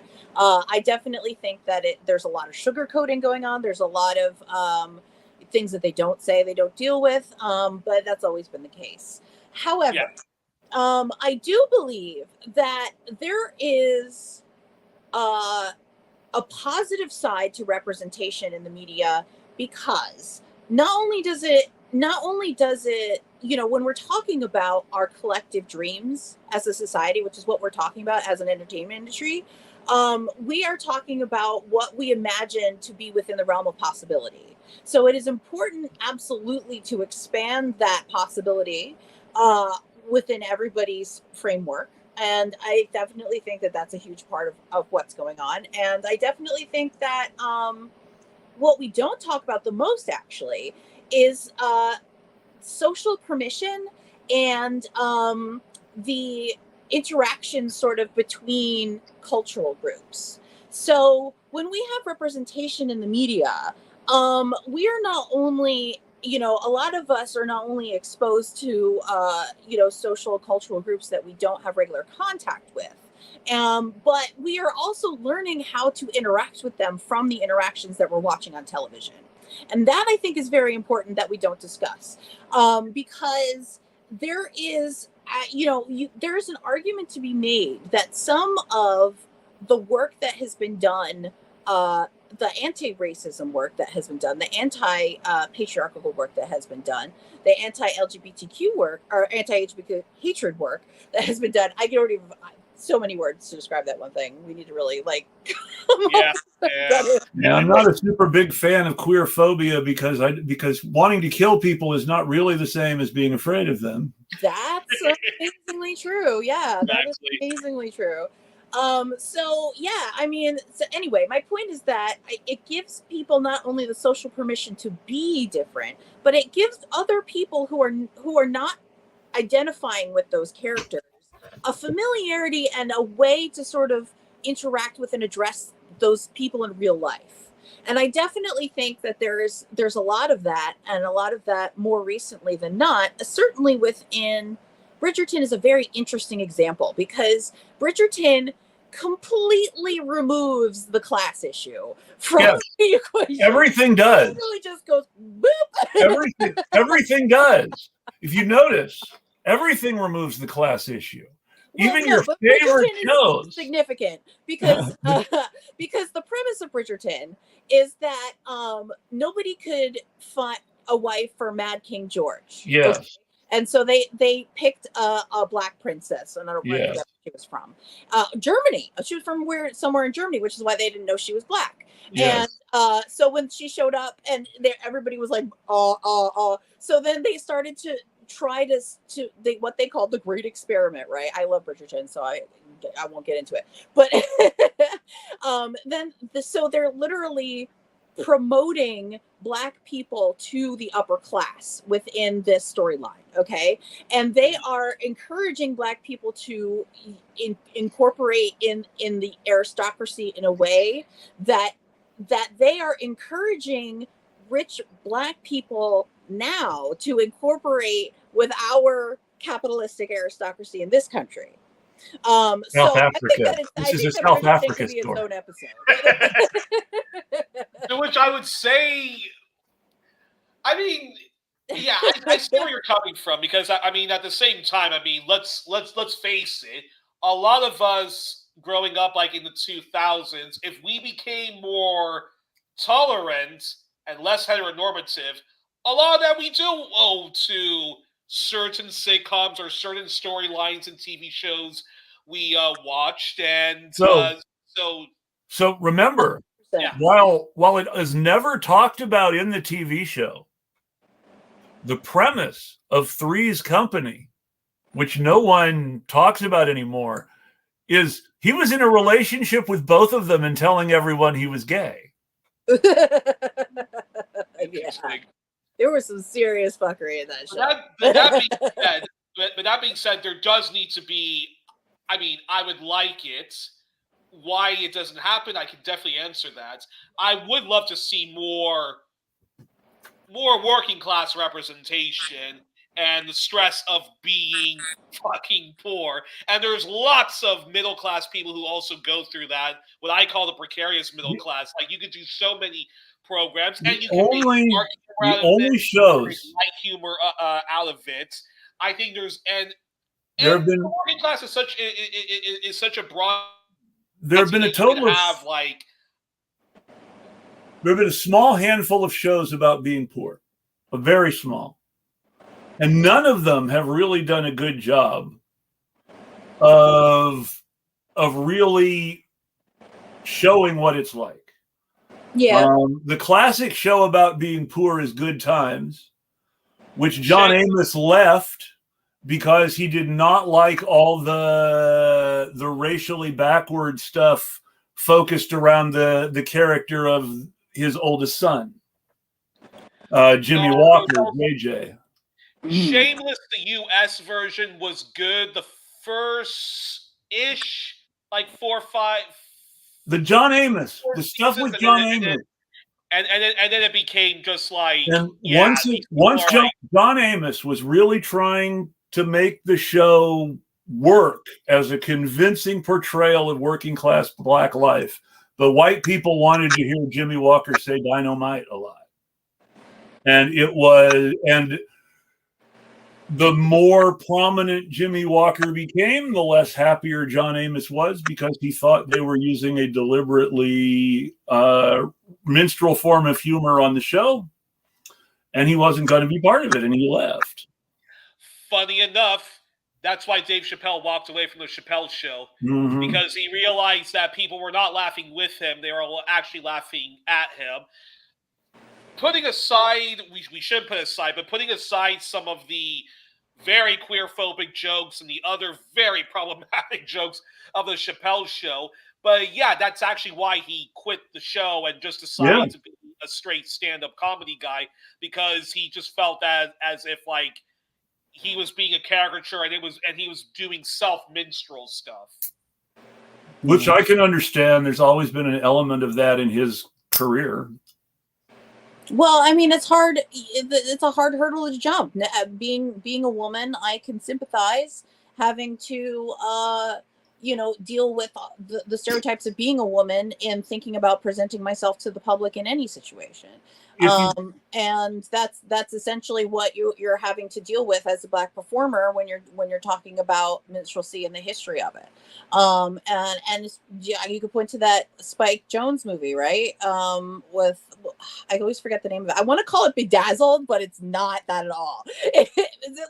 It's specifically, it's got the Wayans brothers in it, and it's specifically about them doing a reboot of Hee Haw or something, but it's like the most minstrel show thing you've ever seen in your life, and it gets really popular, and it's about like how they deal with that morally. It's a really Spike Lee. Spike Lee, yeah, Spike Lee, not Spike Jonze. Lee. Oh my God, I said the wrong thing. Spike Lee, Bamboozled. It's actually a pretty good film. Yes, what is it called? Bamboozled. Bamboozled. Yes. Bamboozled, yes. And I'm actually not a Spike Lee fan, but I will say that is one of his better movies. It's an excellent. I thought it was an excellent movie. I saw it again when I was really young. I had a limited perspective. But yeah, I thought it was a movie at the time. My controversial white person opinion is let me see if I can say it right. Give me a sec. Bill Duke is greater than Spike Lee. Who? Bill Duke. Who's that? See, that's the problem. That's the problem. Bill Duke is an actor. If you saw him, you would recognize him. Does everybody remember I'm sure everybody does, because it was such a big hit, and it was a remake of a Lee Marvin movie that was also a big hit. Does everybody remember Payback with Mel Gibson? Yeah, kind of. So there are two corrupt cops, a black one and a white one. Wait, what's his name again? Bill Duke. Duke. Okay, you'll know him when you see his face. I'm definitely. He's in Deep Cover. He's in Predator. He's in everything. The black man in the world, but he's in Sister Act 2, man. Yes, but he's in everything. He's in Black Lightning as a CIA agent. But he directed a movie called A Rage in Harlem. Okay. Which everybody thinks, and I occasionally make the mistake myself. Everyone thinks it's a Spike Lee movie, but it's not. Oh. It's by Bill Duke. Cool. A Rage in Harlem is based on the first novel written by Chester Himes. And features a very, very, very tiny appearance by Chester Himes, cop characters, Coffin Ed Johnson and Gravedigger Jones, and comedian George Wallace plays Gravedigger. And it's a tiny role, but it's great. And he plays them off as comedy relief, which is what they were originally intended to be, as opposed to the serious characters they became in his later work. Yeah. But the movie A Rage in Harlem is something everybody should see, even though it's not quite as messed up as the book. It's still a movie everyone should see for its It's honesty. And Bill Duke is most people just think of him as a character actor, but he's a great director, even though his great movie is often miscredited to someone else. Yeah. But is that quick film questions to ask you? Is the film that Eddie Murphy directed that has him, Richard Pryor, and I believe Red Fox? Harlem Nights. Is it worth watching or eh? Oh my God, it's genius. Oh, it's a great movie. Oh, you should. Harlem Nights did not make money, but it is a really good movie. It did not make money because it was too honestly black. Yeah. And there was no market at that time, and probably still isn't. That's why A Rage in Harlem wasn't bigger. There isn't a market for honesty that there isn't a real market for anti-minstrelsy. That's the way I'll put it. There's not a good market for anti-minstrelsy. There's a growing market now, and you can sort of see it when I was talking about with Tyler Perry, the rise of Tyler Perry and everything. Billy D. Williams and James Earl Jones and Richard Pryor made a great movie trying really hard to be anti-minstrel called Bingo Long's Traveling All-Stars in Motorcade, which is a movie about black baseball before desegregation. Interesting. And Billy D. Williams plays a fictionalized version of Satchel Paige.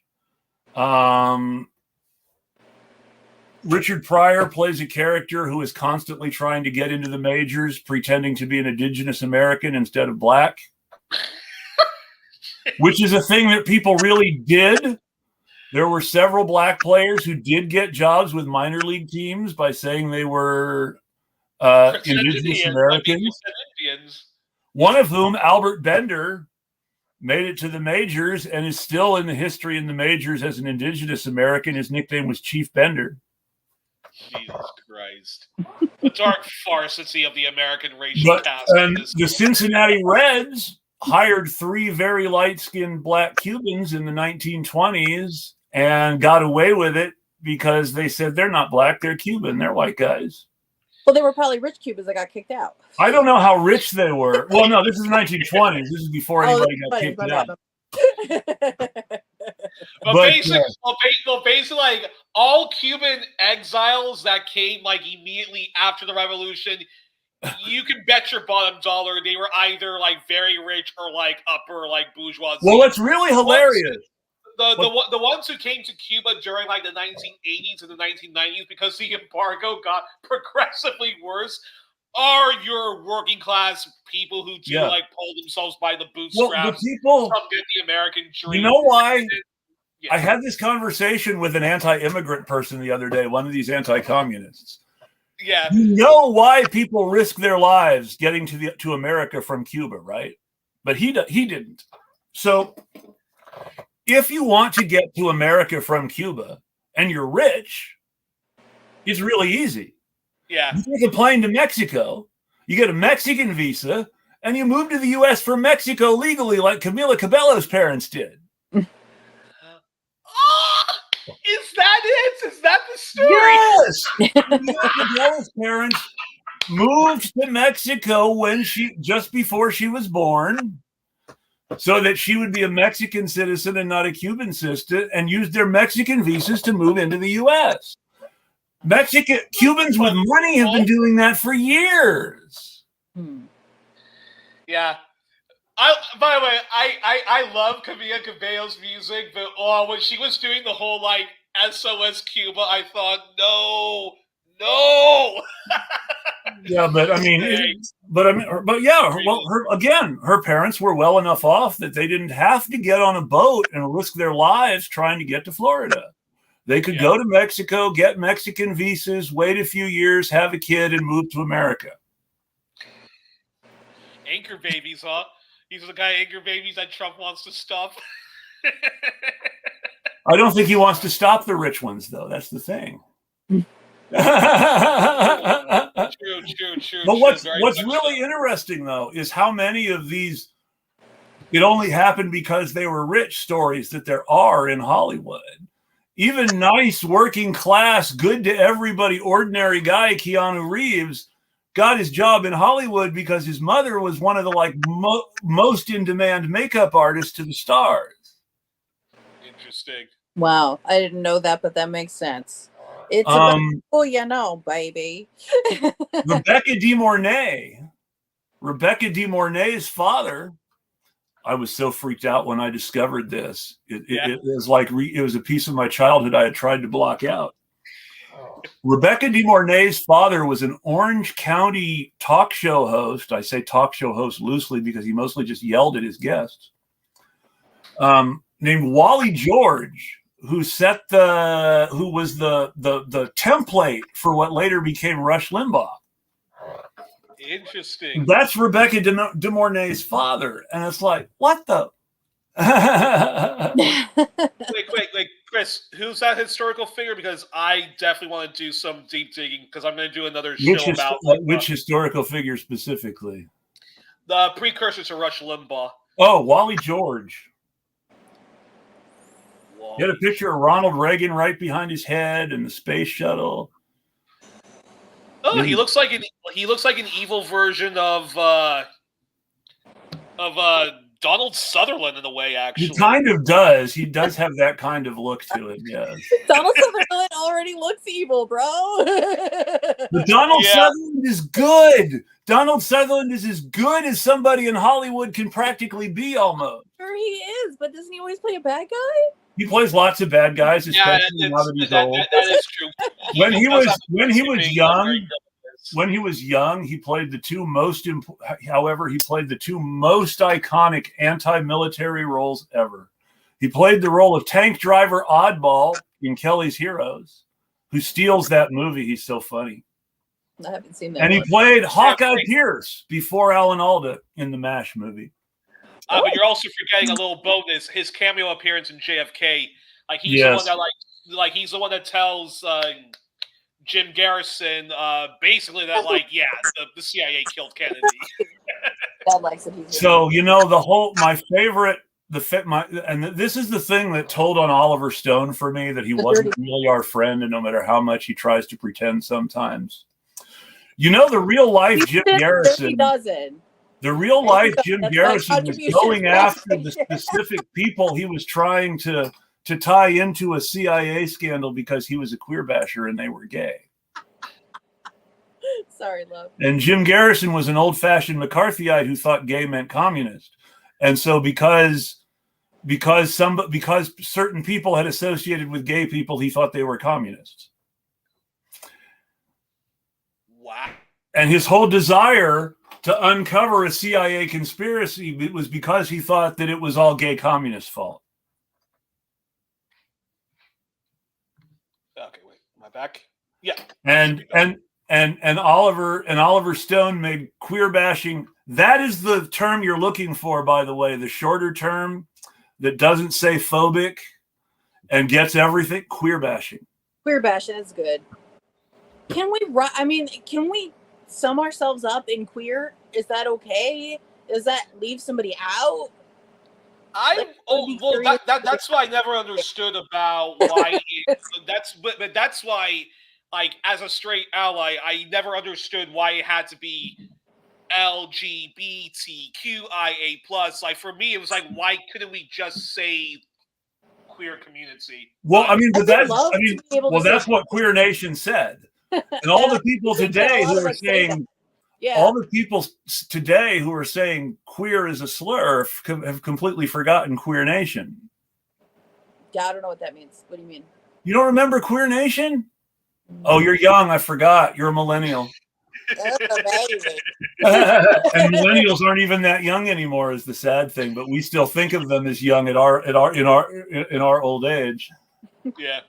But yeah, Queer Nation was very much a Gen X, gay rights, trans rights, bi rights, who really tried to bring everybody in the community together under the label queer. Was it a zine? But no. Queer Nation was a very, very militant activist group, like ACT UP. Rock They, on. in fact, Act Up and Queer Nation both came around at the same time in response to the very homophobic atmosphere of the AIDS epidemic. Okay. Act Up specifically for AIDS patients, and Queer Nation for gay rights as a whole. Mm-hmm. Where they met with hostility because of the term queer. Because of the fact that like queer used to be also used as like a slur against. Well, they were really in your face. We're reclaiming the slur, punch you in the mouth kind of people. I love those militants. They were like I'm trying to think of a good analogy, but actually the best analogy that I can think of, in the sense that they sort of grabbed on to slurs used against them, is they sort of embraced the term queer the way that the Young Patriots embraced the term redneck. Mm-hmm. Mm-hmm. Oh, that's cool. That's cool. Yeah, I mean, I've never heard anybody in the queer community call somebody else a queer in a bad way. Like, I mean, like, not, or complain about it, or be like, "Nobody called me a queer today." I mean, like, nobody, I've never heard anybody. And the people now who are against the term queer almost always all show themselves as anti-trans if you let them. Yeah, that's not great. The people who attack queer as a slur are specifically attacking queer because they want to exclude people who don't fall into that binary gay man, lesbian, woman category. They're biphobic, they're transphobic, they're non-identifying. What'd you say, Jordan? I was saying that some good news developing. Like, there's this organization which tries to be very anti-trans, like LGB Alliance. Yes, LGB Nation. Wow. But some very good news is that only like 1% to like 8% of like queer people like subscribe to like anti-trans. And, like, it's a tiny group of people. Good. Fuck that. So in other words, so these right-wingers, these like token like LGBT people who are like transphobic and whatnot, like. Well, it's like a black Republican. Like, why are you guys like even like trying these people out? Well, I mean, there's like the best the way that you really need to think about groups like Gays Against Groomers. That's the best example I can think of. Yeah, you need to look at them the same way that you look critically at the phrase "Jews for Jesus," because when you actually interrogate the phrase "Jews for Jesus," you find that there are a handful of Jewish converts to Christianity and a whole lot of evangelical Christians reclaiming their Jewish roots. My uncle was one of the few Jewish idiots. God help me. Found it in jail. And the really gross thing is that, and this will I'm going to piss off the Zionists and piss off the Zionists. Everybody knows that the real Jews for Jesus were called Palestinians by all the Jews that stayed Jewish a long time ago. There you go. Mike dropped the truth bomb.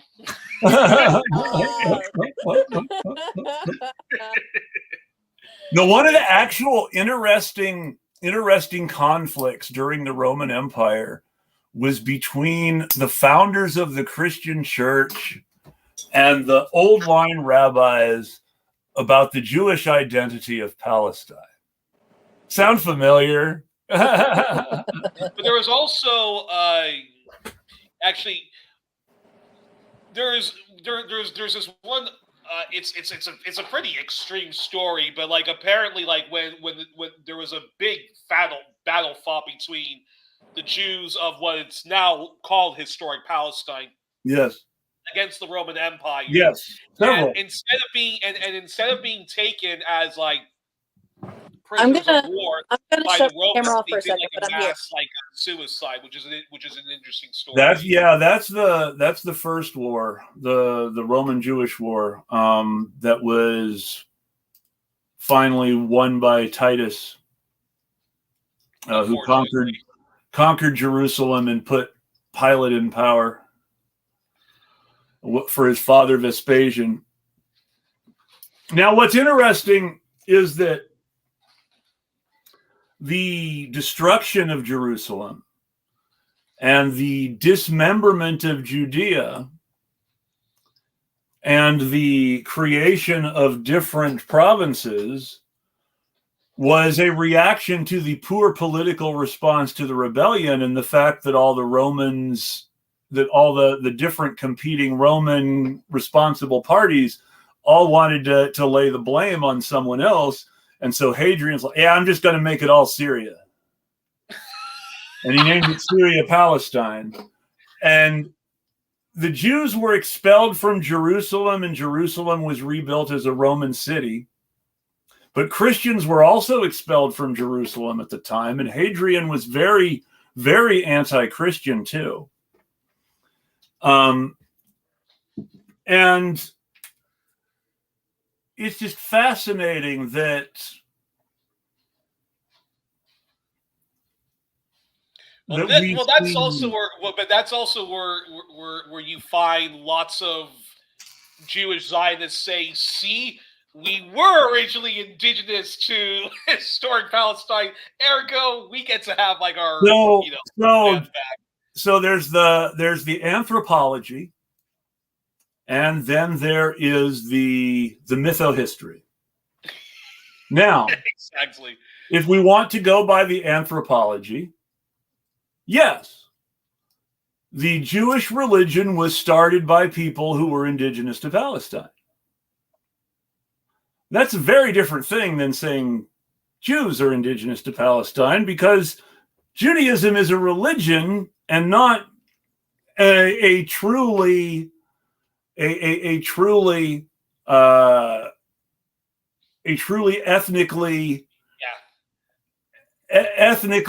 what's the word? A true ethno group. Homogeneous. There are several Jewish ethnicities, not just one. And the reason for that is because while it doesn't get talked about a lot, and they're not big on them anymore, there used to be more converts than there are now. There still are some. There used to be more.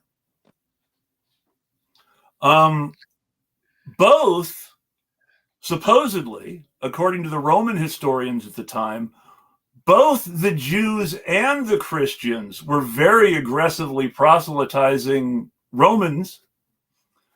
Both Jewish philosophy and the Christian religion were very popular discussions among upper-class Romans who knew only like third or second hand about them, in much the same way that that white people in the 70s might have talked about the Jeffersons or Good Times.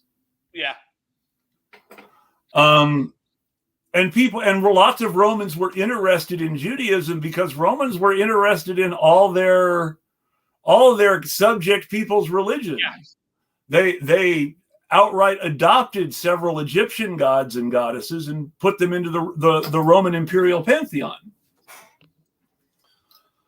Can't wait. However, they ended up finding out that there's a strong anti-assimilationist streak in the Jewish community, or especially back then. And so then they went from trying to assimilate and trying to understand to trying to control, because they're an imperialist power. And if you can't subvert, you dominate. Romans were assholes, and so were the ancient Greeks. And I don't think they get enough credit in their assholism.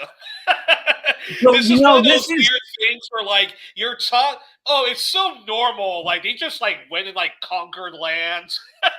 And then, like, you have to, like, the Romans, that is, like, go deeper into They had slavery. They were misogynists.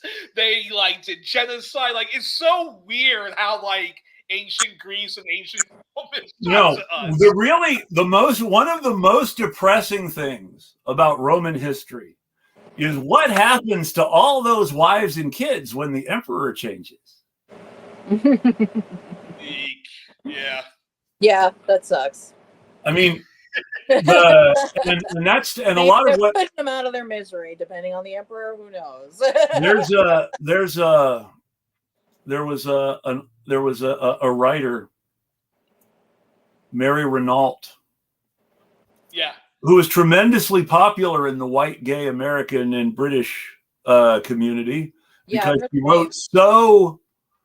she wrote so sympathetically about gay men. Because she was a closeted lesbian and was sort of writing about gay men in order to, but like the other famous lesbian author of her era, Patricia Highsmith, her depictions of heterosexual women were extremely misogynistic. So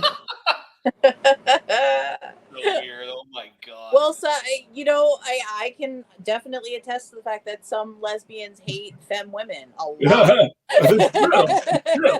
No, but I mean, this was interesting because that's why you have a little bit of the reactionary of lesbian separatism. Yeah, her famous books were about Alexander and his various boyfriends and what happened after he died.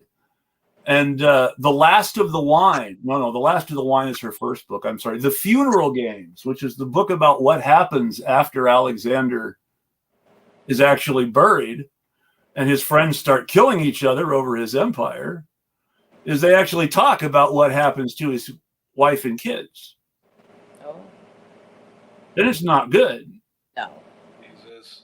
And we talk about Alexander the Great all the time, but very few people talk about what happened to his son or his wife after he died. It's sort of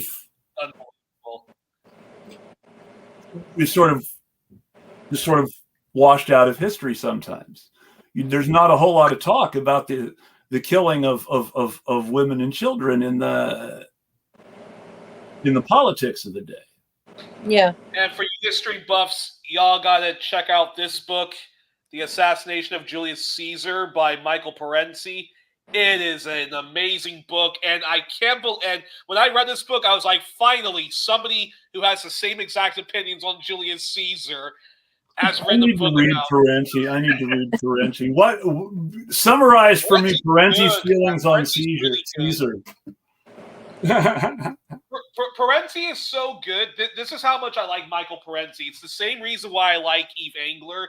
Is they write in such an accessible way. You want to actually learn more from them, and that's why you get angry at them, because their books are not as dense as a Chomsky or an Ed Herman or a Howard Zins.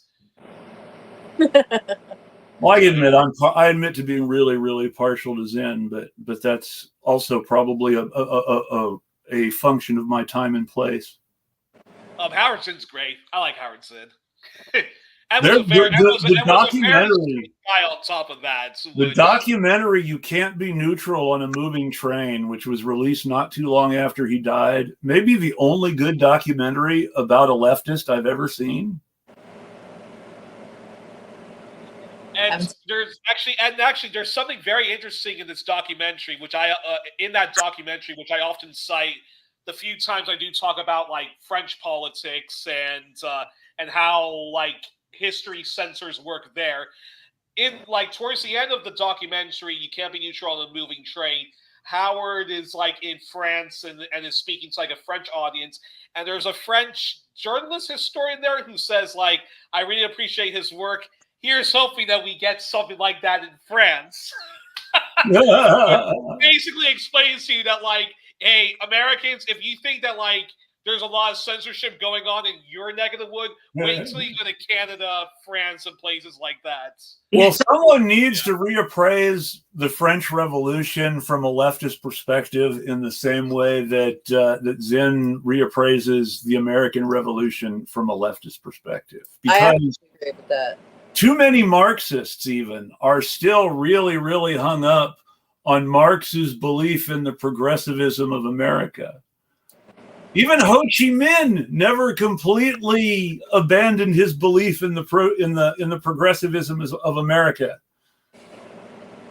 Well, funny that she mentioned that because because Bess, when she appeared on 1+1 with Jenny Lors-Sully, great Haitian Canadian leftist, and I actually asked her this question, like saying, did a lot of the like French revolutionaries and a lot of the like lefty intellectuals that came out of like France, weren't a lot of them like very like racist to the core when it came to like Haiti and so forth? Voltaire, and so forth. And she was like, oh yeah, definitely. Yeah, they were all very like hostile towards the Haitian Revolution, which was actually way more progressive. I hate the term progressive, but way more progressive than what came out of like the different chapters of the French Revolution. Well, the most radical portion of the French Revolution is the one that gets the most bad press for some weird reason. What, the Jacobins, you mean? What do you mean? Specifically the Reign of Terror.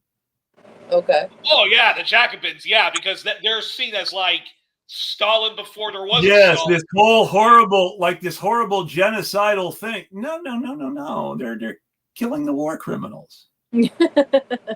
People need to think of the reign of. It's important. There are several thoughts about that. There was a lot of stuff that got out of hand during the Reign of Terror, and they eventually ended up chopping each other's heads off, and that should not be forgotten. However, and this is an important however, the people responsible for the Reign of Terror were the people who were also most genuinely committed to the idea of equality, liberty, and fraternity. And the reason that the Reign of Terror happened the way it did is because they were trying to destroy the royal power completely. Well, there was that, and then there was also basically the Jacobins and the entanglement of royal power with church power. That part should not be. The anti-clericalism of the French Revolution and the Spanish Republicans should always be understood as coming from the most important of motives. The church was a landlord. Yes. And the people who were killing priests and nuns during the Spanish Civil War or the French Revolution were not killing priests and nuns because they were priests and nuns. They were killing their landlords. Mm-hmm. Well, that always gets left out, like in history, and basically, like the reason why, like a lot of like Marxists study the French Revolution is for them the Reign of Terror. The people who did the Reign of Terror, the Jacobins, basically came to the same conclusion that the Bolsheviks came to during the Russian Revolution, the Bolshevik Revolution, which is that the masses aren't demanding radical change. The masses aren't demanding like an end to like organized religion, like abusing its power. We froze for a moment. Oh, I thought I froze. No, Youri froze. He was having some internet issues earlier, and it's like he's blowing a smoke. So he had to like force them to be free, and that's why it ended up coming like the Reign of Terror, or what happened with like the Russian Revolution later, the Bolshevik Revolution. Well, war communism cannot be understated. And when talking about war communism and the Red Terror, the question that always comes to mind to me is, well, what the fuck were they supposed to do? Yeah. Basically, I don't see a solution to white terror other than red terror or black terror. And by black terror, I mean anarchists, but I'm perfectly fine with black people terrorizing white people too, for the record. But I mean anarchists. also, what gets completely lost because many people don't properly study Chinese history with like a Marxist perspective, or at least a post-colonial perspective, was that Mao had to really like revolutionize the society, and he had to really like eradicate so many backward stuff and so many like reactionary stuff that that's why he did what he did. That being said, when we talk about the Cultural Revolution, many of those leaders, known as the Gang of Four, who were excessive in their anti, Maoist stuff, later did say, like, look, my bad, we didn't mean to do it. Hence why, like, the Gang of Four was put on trial. There's also, regardless of whether you're pro or anti-Deng, it is very worthwhile to say that at this period of Chinese history, Mao was not in the best of physical or mental health and was essentially dying. And there were long periods where the Gang of Four were basically paying lip service to him, but really running things. And it's hard. It's really, you can tell that there are things that seem to change when Mao Zedong can't really be Mao anymore, and you can see it. And also, but also, like the kind of like aristocracy that existed in Russia before the revolution, like I don't know how to like describe it to people, but like it was an awful system. No, I'll put it this way. Awful, I'll put it this way, because this is the best way to. This is one of the best ways I can think of to put it. Yeah, the people who founded Israel formed their whole system on how minority populations should be dealt with, based on how the Russians treated them. Yeah, and by the Russians, I mean the Russian monarchy. Mm-hmm.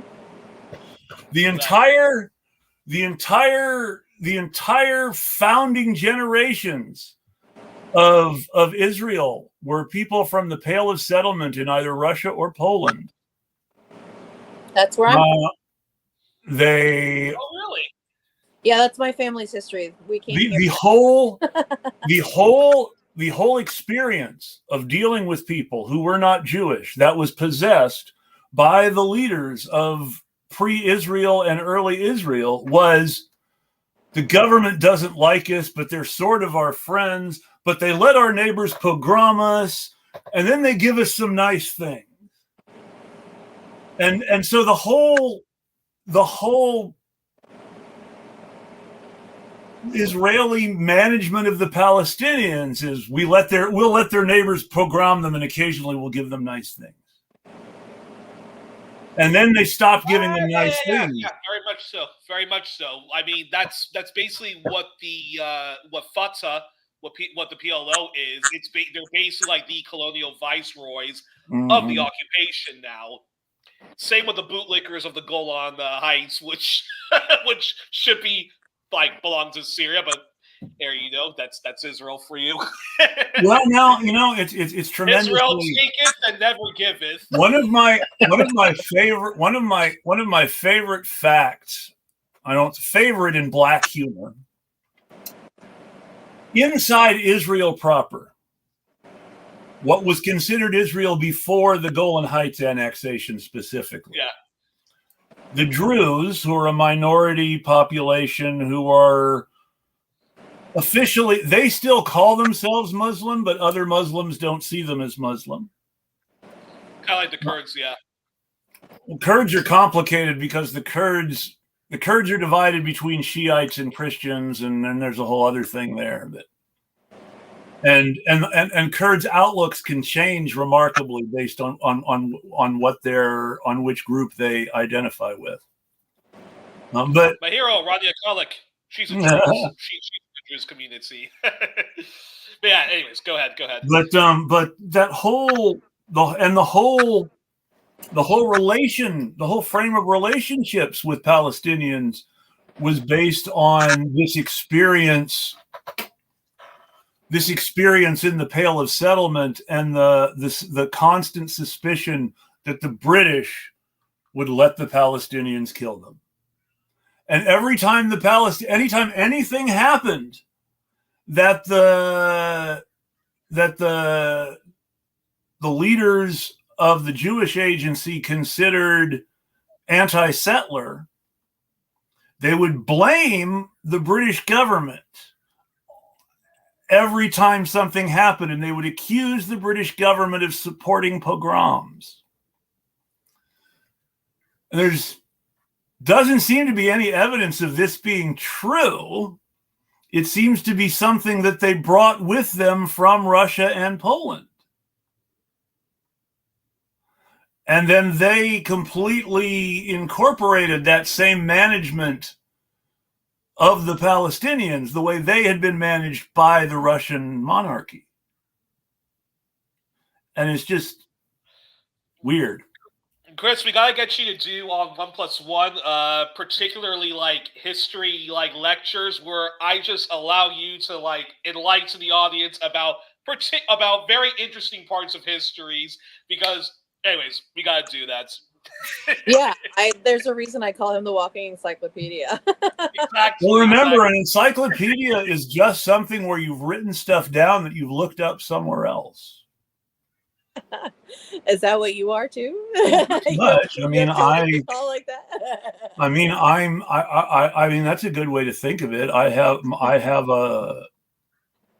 learned how to reference stuff, and I've learned how to read endnotes in such a way to know whether to trust what I'm reading or not, which is a challenge sometimes. Sometimes you don't know what people are full of until you look at their endnotes. That's true. I can say a little bit longer. So last topic we should get into before I have to go out, because like my parents like want the kitchen to like make dinner and so forth. I saw dinner in the kitchen. And I was afraid for How bourgeois. But okay, so come 2024, when either Kamala or Trump gets into power, so instead of just like all organizations should just be advocacy organizations and keep hoping that one element of the oligarchy, concedes to their demands. So should we still be like building third, fourth parties and, well, yeah. I be believe antagonistic towards like both Democrats and Republicans, and hope that like, this new party, I don't think we need a new party. It could be either the Greens or the PSL, or certainly a united front. We should be pushing more for that, as opposed to like, okay, let's just hold our nose, join the Democrats in the hopes that we can make the Democrats into a left party. Whatever we do, we have to have a military wing. That's true too, unfortunately. I think this is what it is that we need to build a power base, right? And the way that we do that is manifold. And the way that we do that is through electoral politics. The way that we do that is on the ground. The way that we do that is through the media. The way that we do that is through money. So there are, I think that it's hard to say which one is best, because we need all of them. We really need all of them to fight the establishment, because they got all of them. So that was always my point of view, is that I think, that we need to be fighting on all fronts. Yeah. Yeah. So I'm going to actually digress here a little. There's no excuse. I think like in other countries, there's also like question from Zaina about YIMBY versus NIMBY. Now, I have to explain that. I don't know what that means. Yeah, this is old stuff. I don't know about YIMBY. This is Gen X stuff. This is from when I was a kid, so I know this. So NIMBY is originally a slur that Republicans used to bash liberals. NIMBY stands for not in my backyard. Yeah. Okay. NIMBY is someone who isn't really liberal. They want the energy from the nuclear power plant, but they don't want it on their beach. Yeah. They want a garbage dump, but they don't want it in their backyard. Mm-hmm. They want segregation. They want integration and racial equity, but they don't want it at their kids' school. They don't want to feel guilty about it. Yeah. This is where when you scratch a liberal, a fascist bleeds. Yes, and that's where but this is something that Republicans started saying about liberals in the 70s, and that liberals started internalizing in the 70s and actually becoming in a lot of ways. But that's a whole nother thing. And YIMBY stands for Yes in My Backyard. The YIMBYs are a group of liberals who embraced things like nuclear power and garbage dumps, so to speak. But when you actually look at what they're talking about, they don't want to do anything in their own backyard. They want to gentrify Harlem. Okay. The reason the YIMBY-NIMBY argument is so important right now is because of the discussions around housing and homeless people, which have moved somewhat into the background, but should be talked about when we have Gavin Newsom militarizing California against homeless camps. Mm-hmm. Oh my God. It's getting also really bad in Canada as well. Like it's like the amount of like persecution the homeless face. In the way that it matters for politics now, the YIMBY movement is a group of Democrats and self-proclaimed liberals and socialists who deeply embrace trickle-down politics. Trickle-down policies that make landlords and manufacturers and all sorts of bad actors rich, but do it by subsidizing consumers. So it looks liberal because the way we're giving your landlord a lot of money is we're helping you pay your rent. Mm-hmm. But really, the reason we're able to help you pay your rent is because we're giving your landlord a lot of money. And this is the subsidized housing scheme where the government pays a landlord to build so much money to make an apartment complex affordable. And in return for the subsidy, the landlord promises that the property will be affordable for at least 5 years. And then we'll upgrade that building in 5 years. What happens after that 5 years varies considerably. There are some places that seriously and legitimately do keep providing affordable housing for a long time and take it seriously.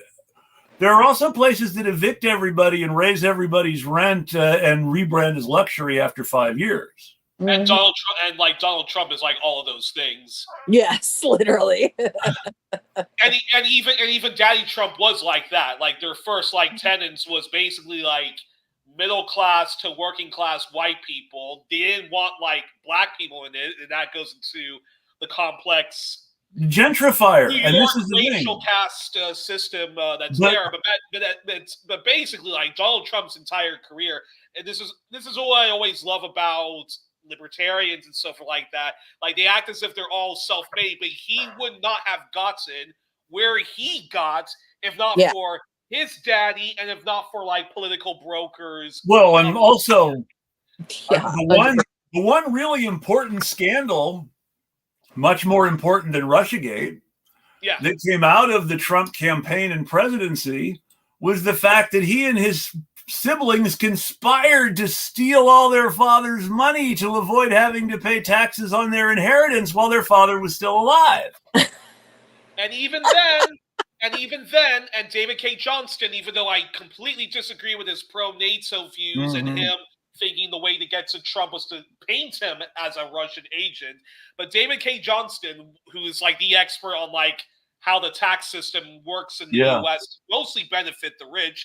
Like he says that like if you're a real estate developer like Donald Trump, you actually can live virtually tax-free because you have to build a property. Then you gotta wait until money starts coming in, inhabitants and so forth. So the government has made a rule that says we can't tax you until then. So tax free.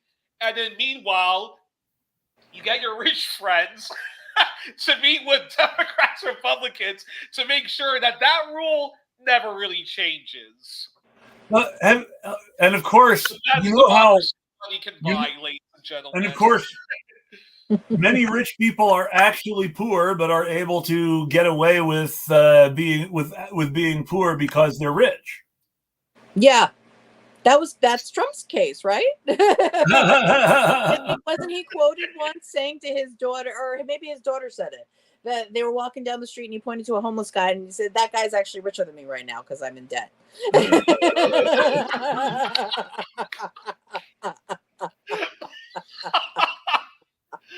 Yeah. Lord. Yes, and this is true. Kamala's the reason that the reason that I think this topic is relevant is because of what Zane is saying now, and Kamala let this out of the bag in a speech recently. Kamala Harris is going to be the YIMBY president. She's handing these people millions of dollars to build new housing when, the U.S. has had a housing surplus since 2008. Yeah. And that housing surplus is only now starting to even now it's not really shrinking. No. But the YIMBY's idea of a success story is the city of Austin, Texas, or Brooklyn in New York, where the rents have not gone down and where white people have moved in and black and brown people have been pushed out. Yep. It's like that's always yeah. One of the things about the last thing I'm going to say, and I'm actually going to try to keep it in that 2.5 hour thing today, and I'll let you guys wrap up after this. Okay. But something that wasn't talked about enough in the context of the Columbia uprising for divestment from Israel is that Columbia, by its very existence, gentrifies Harlem. Yeah. And that Columbia projects police power into Harlem in the form of its campus police for the NYPD. During the 60s, there was an ongoing and constant struggle between Columbia and Harlem over Columbia's plans to build a gym. Columbia had very, very big plans to build a gym. They expropriated a large amount of Harlem. They evicted thousands of people. They started building a gym. The first plan they said, we're going to let everybody in the neighborhood have access to the gym, and we're going to let students. It's going to be public. And they set it up. It was nicknamed in the media when the story broke, Jim, G-Y-M, Crow. They were going to have one entrance on one side of the building for people from Harlem, and another entrance on another side of the building for Columbia students and faculty. And there was essentially going to be two gyms, a Columbia people only gym and a Harlem only gym. No. Oh and various versions of this was back in the 60s. I think 59 was when the first one broke, the first plan broke, and the first discussion of Jim Crow in the newspapers began. But you see, this is why I don't buy this whole red state, blue state sort of thing, because like I said, California, we have some of the most atrocious anti-homeless laws, and then New York has some of the most the NYPD was there. I won the arguments that if we not had the difference between red state, blue state. I'm going to use this term carefully, but I'm going to say it because it's important to understand how cultural baggage turns from one form of bigotry into another. If this was happening in Romania in 1950 instead of California in the 21st century, I would say someone's doing an anti-Roma genocide. Exactly. And when you look at these homeless policies, this is what they did to the Roma. We're seeing the same attitude in America against the homeless that we see in Europe against traveling people. Yeah, actually, I can attest to that because I used to work with a undocumented worker from Romania, and she would a couple of them actually, and they would talk about the gypsies, sort of, they called them the gypsies, right, as if they were the second class of people. They don't want to work was a common phrase that they use. Like a lot of the stuff that you would hear about welfare queens, in this country, is what they assigned to them, and it was interesting. And I tried to keep arguing them a little bit, and one of my friends was cool with it because it's so commonplace. It's so commonplace. Like anti-Roma bigotry is so normalized. Like hence why. There's even a book by somebody an academic who's pushing back against it, called Romophobia, the last acceptable form of racism. And in America, if there is an acceptable form of racism, which I think needs to be explored more, it would be the anti-indigenous racism. Because even stuff I hear from the best black leftists and the best leftists of all colors, like when you ask them, when are we going to show more solidarity to indigenous people? The responses are the good, the bad, and then the ugly, which is something for people to ponder about. Yeah, no, I mean the people that we complain about all the time, the faux left MAGA types, they first outed themselves going on rants attacking the land back movement. Mm-hmm. Yes. Yeah. That they did. Because that completely counters the whole make America great again. Like, and what, we're talking about the 1950s America, where like y'all white folks. Yeah, I mean, there's a reason. There's a reason that there was a lot of resurgency of settler culture in the media, right? Like cowboys and Indians and all that got very popular in the 50s and 60s, right? yeah, and it did. And the whole John Wayne, that's actually a really good, John Wayne is a really good person to talk about when you're talking about representation, because John Wayne was so bad for representation in so many ways. Yeah. But he play somebody, oh my gosh, like, was it a Chinese person, or he played something like that? He played Genghis Khan. He played Genghis Khan. He played Genghis Khan. That's what it was. It's called The Conqueror. Now, in his defense, and it's a weird thing to say about John Wayne in his defense, but even actors with good politics did that. Oh yeah, like Marlon Brando did brownface playing like Zapata, the famous Viva Zapata, yes. He did makeup to make himself look a little darker to play Emiliano Zapata in Viva Zapata. So stupid. Another one. Yeah. But another one that I was thinking of specifically, there were Edward G. Robinson, who was an actual communist. Edward G. Robinson did The Hatchet Man. Now, The Hatchet Man is a complicated book about Chinese immigrants and organized crime in America in the gangster era. And The Hatchet Man is a very good movie if you can get past the fact that it's a bunch of 30s gangster actors wearing fake Chinese makeup to look Asian. They got into then you know what needs to be done? They need to do a remake of movies like that, but actually cast a yellow actor. Simple as that. Like, I Well, don't you know. know, when an attempt was made at doing that, I can't remember who it was.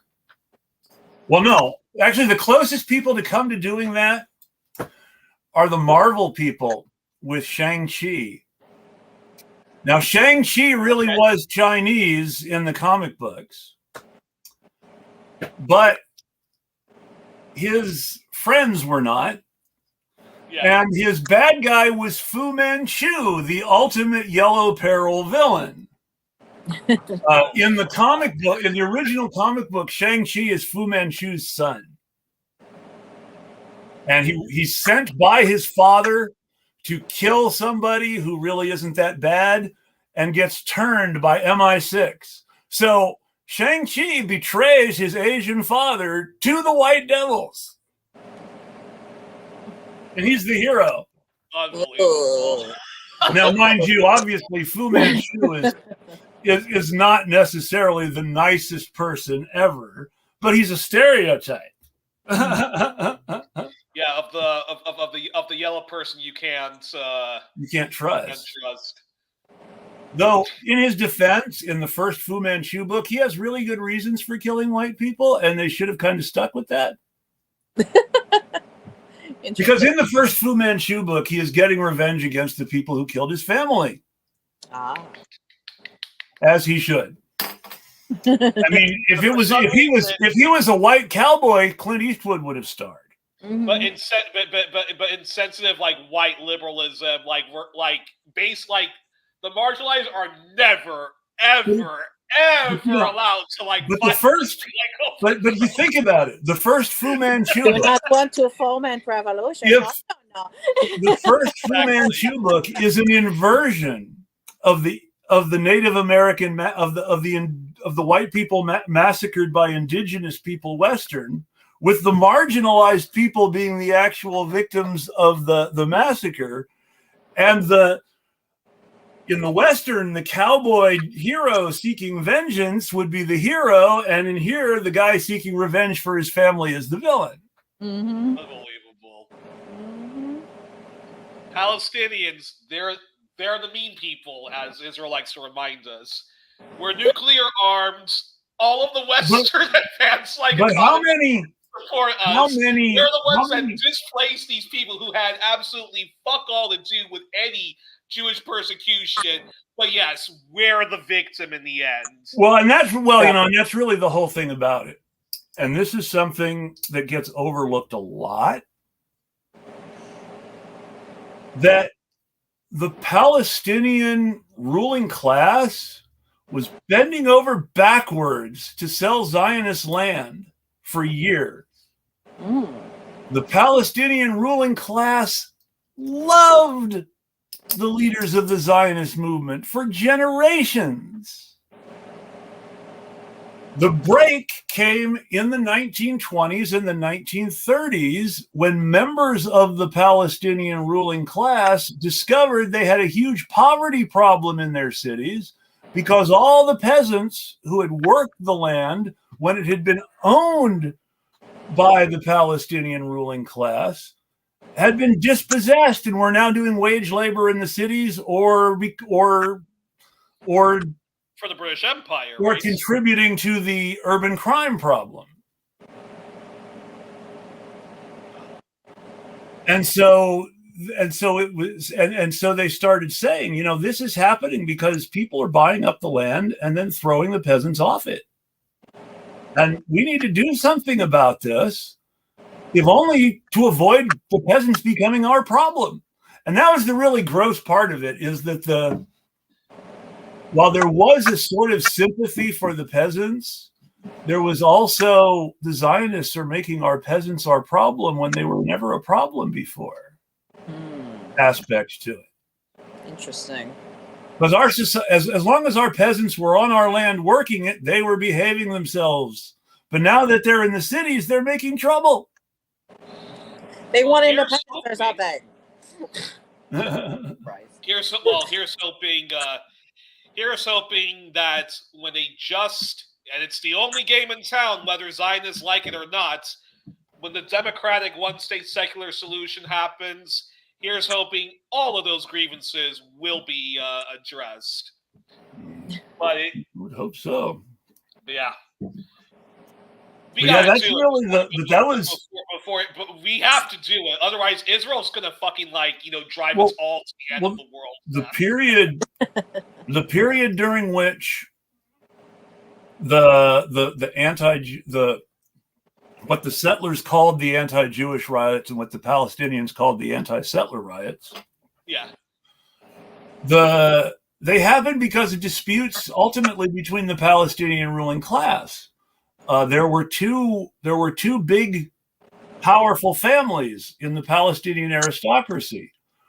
One of them was related to the infamous Grand Mufti of Jerusalem, who had his picture taken with Hitler, and he was the leader of the pro-peasant anti-settler side. And then the other family were the people who had been basically inviting more Zionists in to sell more land for years and years and years. And so you had this division in the Palestinian ruling class, some of whom were Zionists. Interesting. And this gets overlooked. And another thing that gets overlooked is the leader of the community of Palestinian Jews in Jerusalem died while fighting against the French for Greater Syria. He died of natural causes while fighting. He didn't die in battle, but he spent his time. He was an Arab nationalist who died fighting the French, but he was the leader of the Jewish community in Jerusalem. Wow. He initially was very big on welcoming European settlers into Jewish communities in Palestine, until after a few years he was like, they're being racist. They're being racist to the Palestinians and making us look bad. They're being racist to us and making us feel bad. It's not good. And he started to become an anti-Zionist because of the racism shown by the settlers towards people who already lived there, be they Palestinian Christians and Muslims or Palestinian Jews.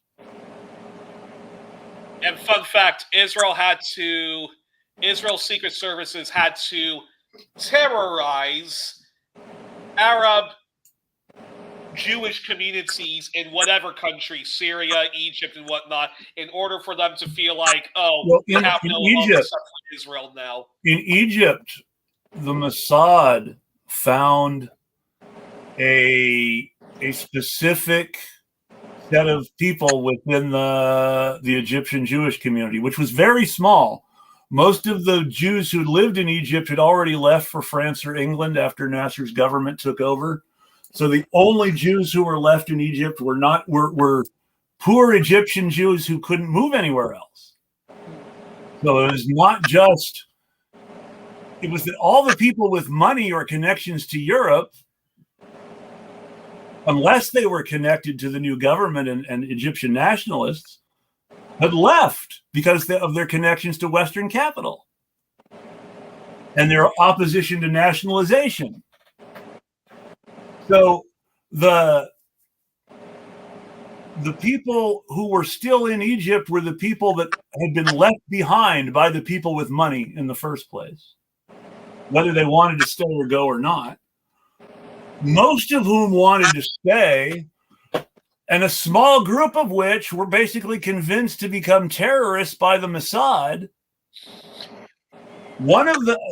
A gang of them was arrested, and as part of the deal to avoid sending anybody to prison or giving anybody the death penalty, basically what was left of the entire Jewish population of Egypt was deported to Israel.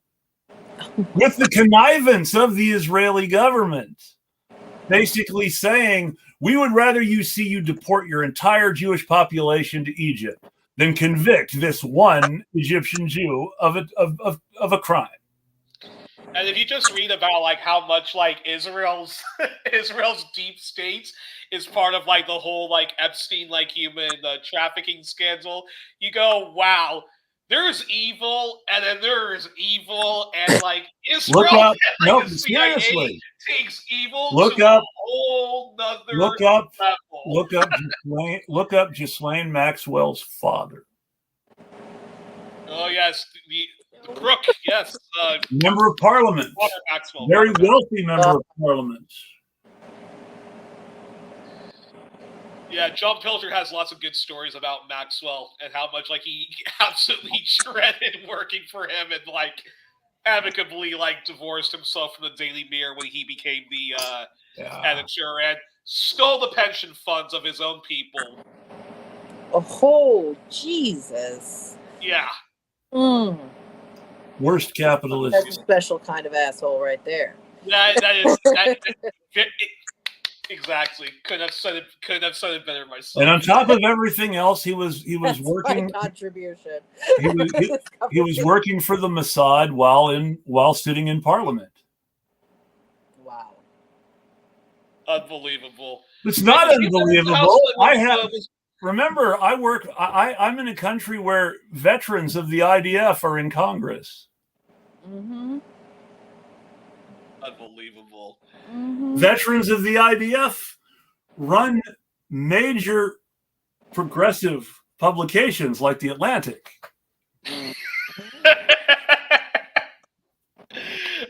fact, what was I going to say? It was something really good to like contribute to that, but Holland, which is where my dad's from. We have like it's a right wing coalition. I would call it a far right coalition, but basically like we have a coalition of like right wing parties that control the government.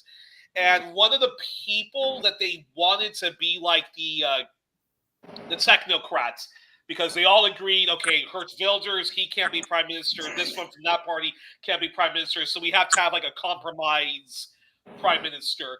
And the one guy that Hertz Wilders' party like suggested, he couldn't be the prime minister because in a previous life he was a Mossad agent and he still holds dual nationalities, Dutch and You're supposed to be the Nazis. Oh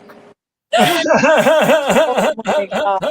It gives up the game if the Nazis used to work for the Mossad. Unbelievable.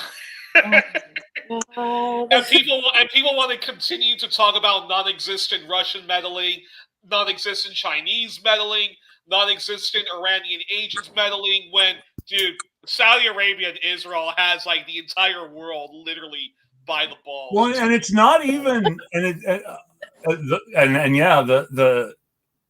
partnership that owns the Eclectic is a bunch of Saudi money on the one hand, and on the other side, a group in California called the Emerson Collective. The Emerson Collective is so interesting because you think of the name, Ralph Waldo Emerson Collective. It sounds like it's vaguely left-wing, maybe even socialist. And yet, the managing partners are the money person, Laurene Powell Jobs, Steve Jobs' widow, Arnie Duncan, who used to be Barack Obama's Secretary of Education and helped popularize charter school grift in America, and Michael Klein, who is a Wall Street guy whose biggest job before becoming a managing partner of the Emerson Collective was managing the American investments of the Saudi royal family. So on the one side, the one side of the partnership is the Saudi royal family, and the other side is an American billionaire and a technocrat and a Wall Street guy, and the Wall Street guy used to work for the Saudi royal family. And what do you have in the Middle East? You have Saudi Arabia, extreme like Wahhabi sect, working with Israel, ultra-Zionism, America, which is basically like in control by like Christian nationalists and so forth. All of them working to build a better, stable Middle East. God help us all. Can the Shiites really be the bad guys? I mean, which is not to say that Iran is not an imperfect state, but the Shiites actually don't seem like the worst people in the Middle East anymore. Exactly. On that note, I gotta go. Of course. I have to go, but this is a good time to wrap, actually. Bess, do you have any final thoughts? I'm good to go. Thank you so much. This was a great conversation. Thank you both. Thank you for everyone who's watching. Thank you very much, Renee. What's that? I missed that. What did you say? Vote George McGovern 74. Like, I always do the little like peace thing that like Nixon does, and I piss off my mom by going, remember, vote Nixon 74, but now I go like, vote George McGovern 74. Nice. It's a deep cut. I like it. Sadly, Dr. Alan Combs did not run, and no, that's not the name. Dr. Alan. I can't remember his name. I'll have to look it up. There was a black medical doctor who was the running mate of 4 different Communist Party candidates in the 1950s and 1960s. I wish I could remember his name. What was that? We got to do an episode on that and George McGovern. I would have liked to see him run for president in the 70s, but he didn't. Alrighty. Well, thank you, everybody, for joining us today. Thank you for watching. We will see you next week. I still have to decide who it's going to be. Ask a guest. It may just be me and Bess or me and Youri, depending on who wants to do it. But everybody, have a good one until then. Just kidding. Have a good one until then, and we will tweet at you. Thank you.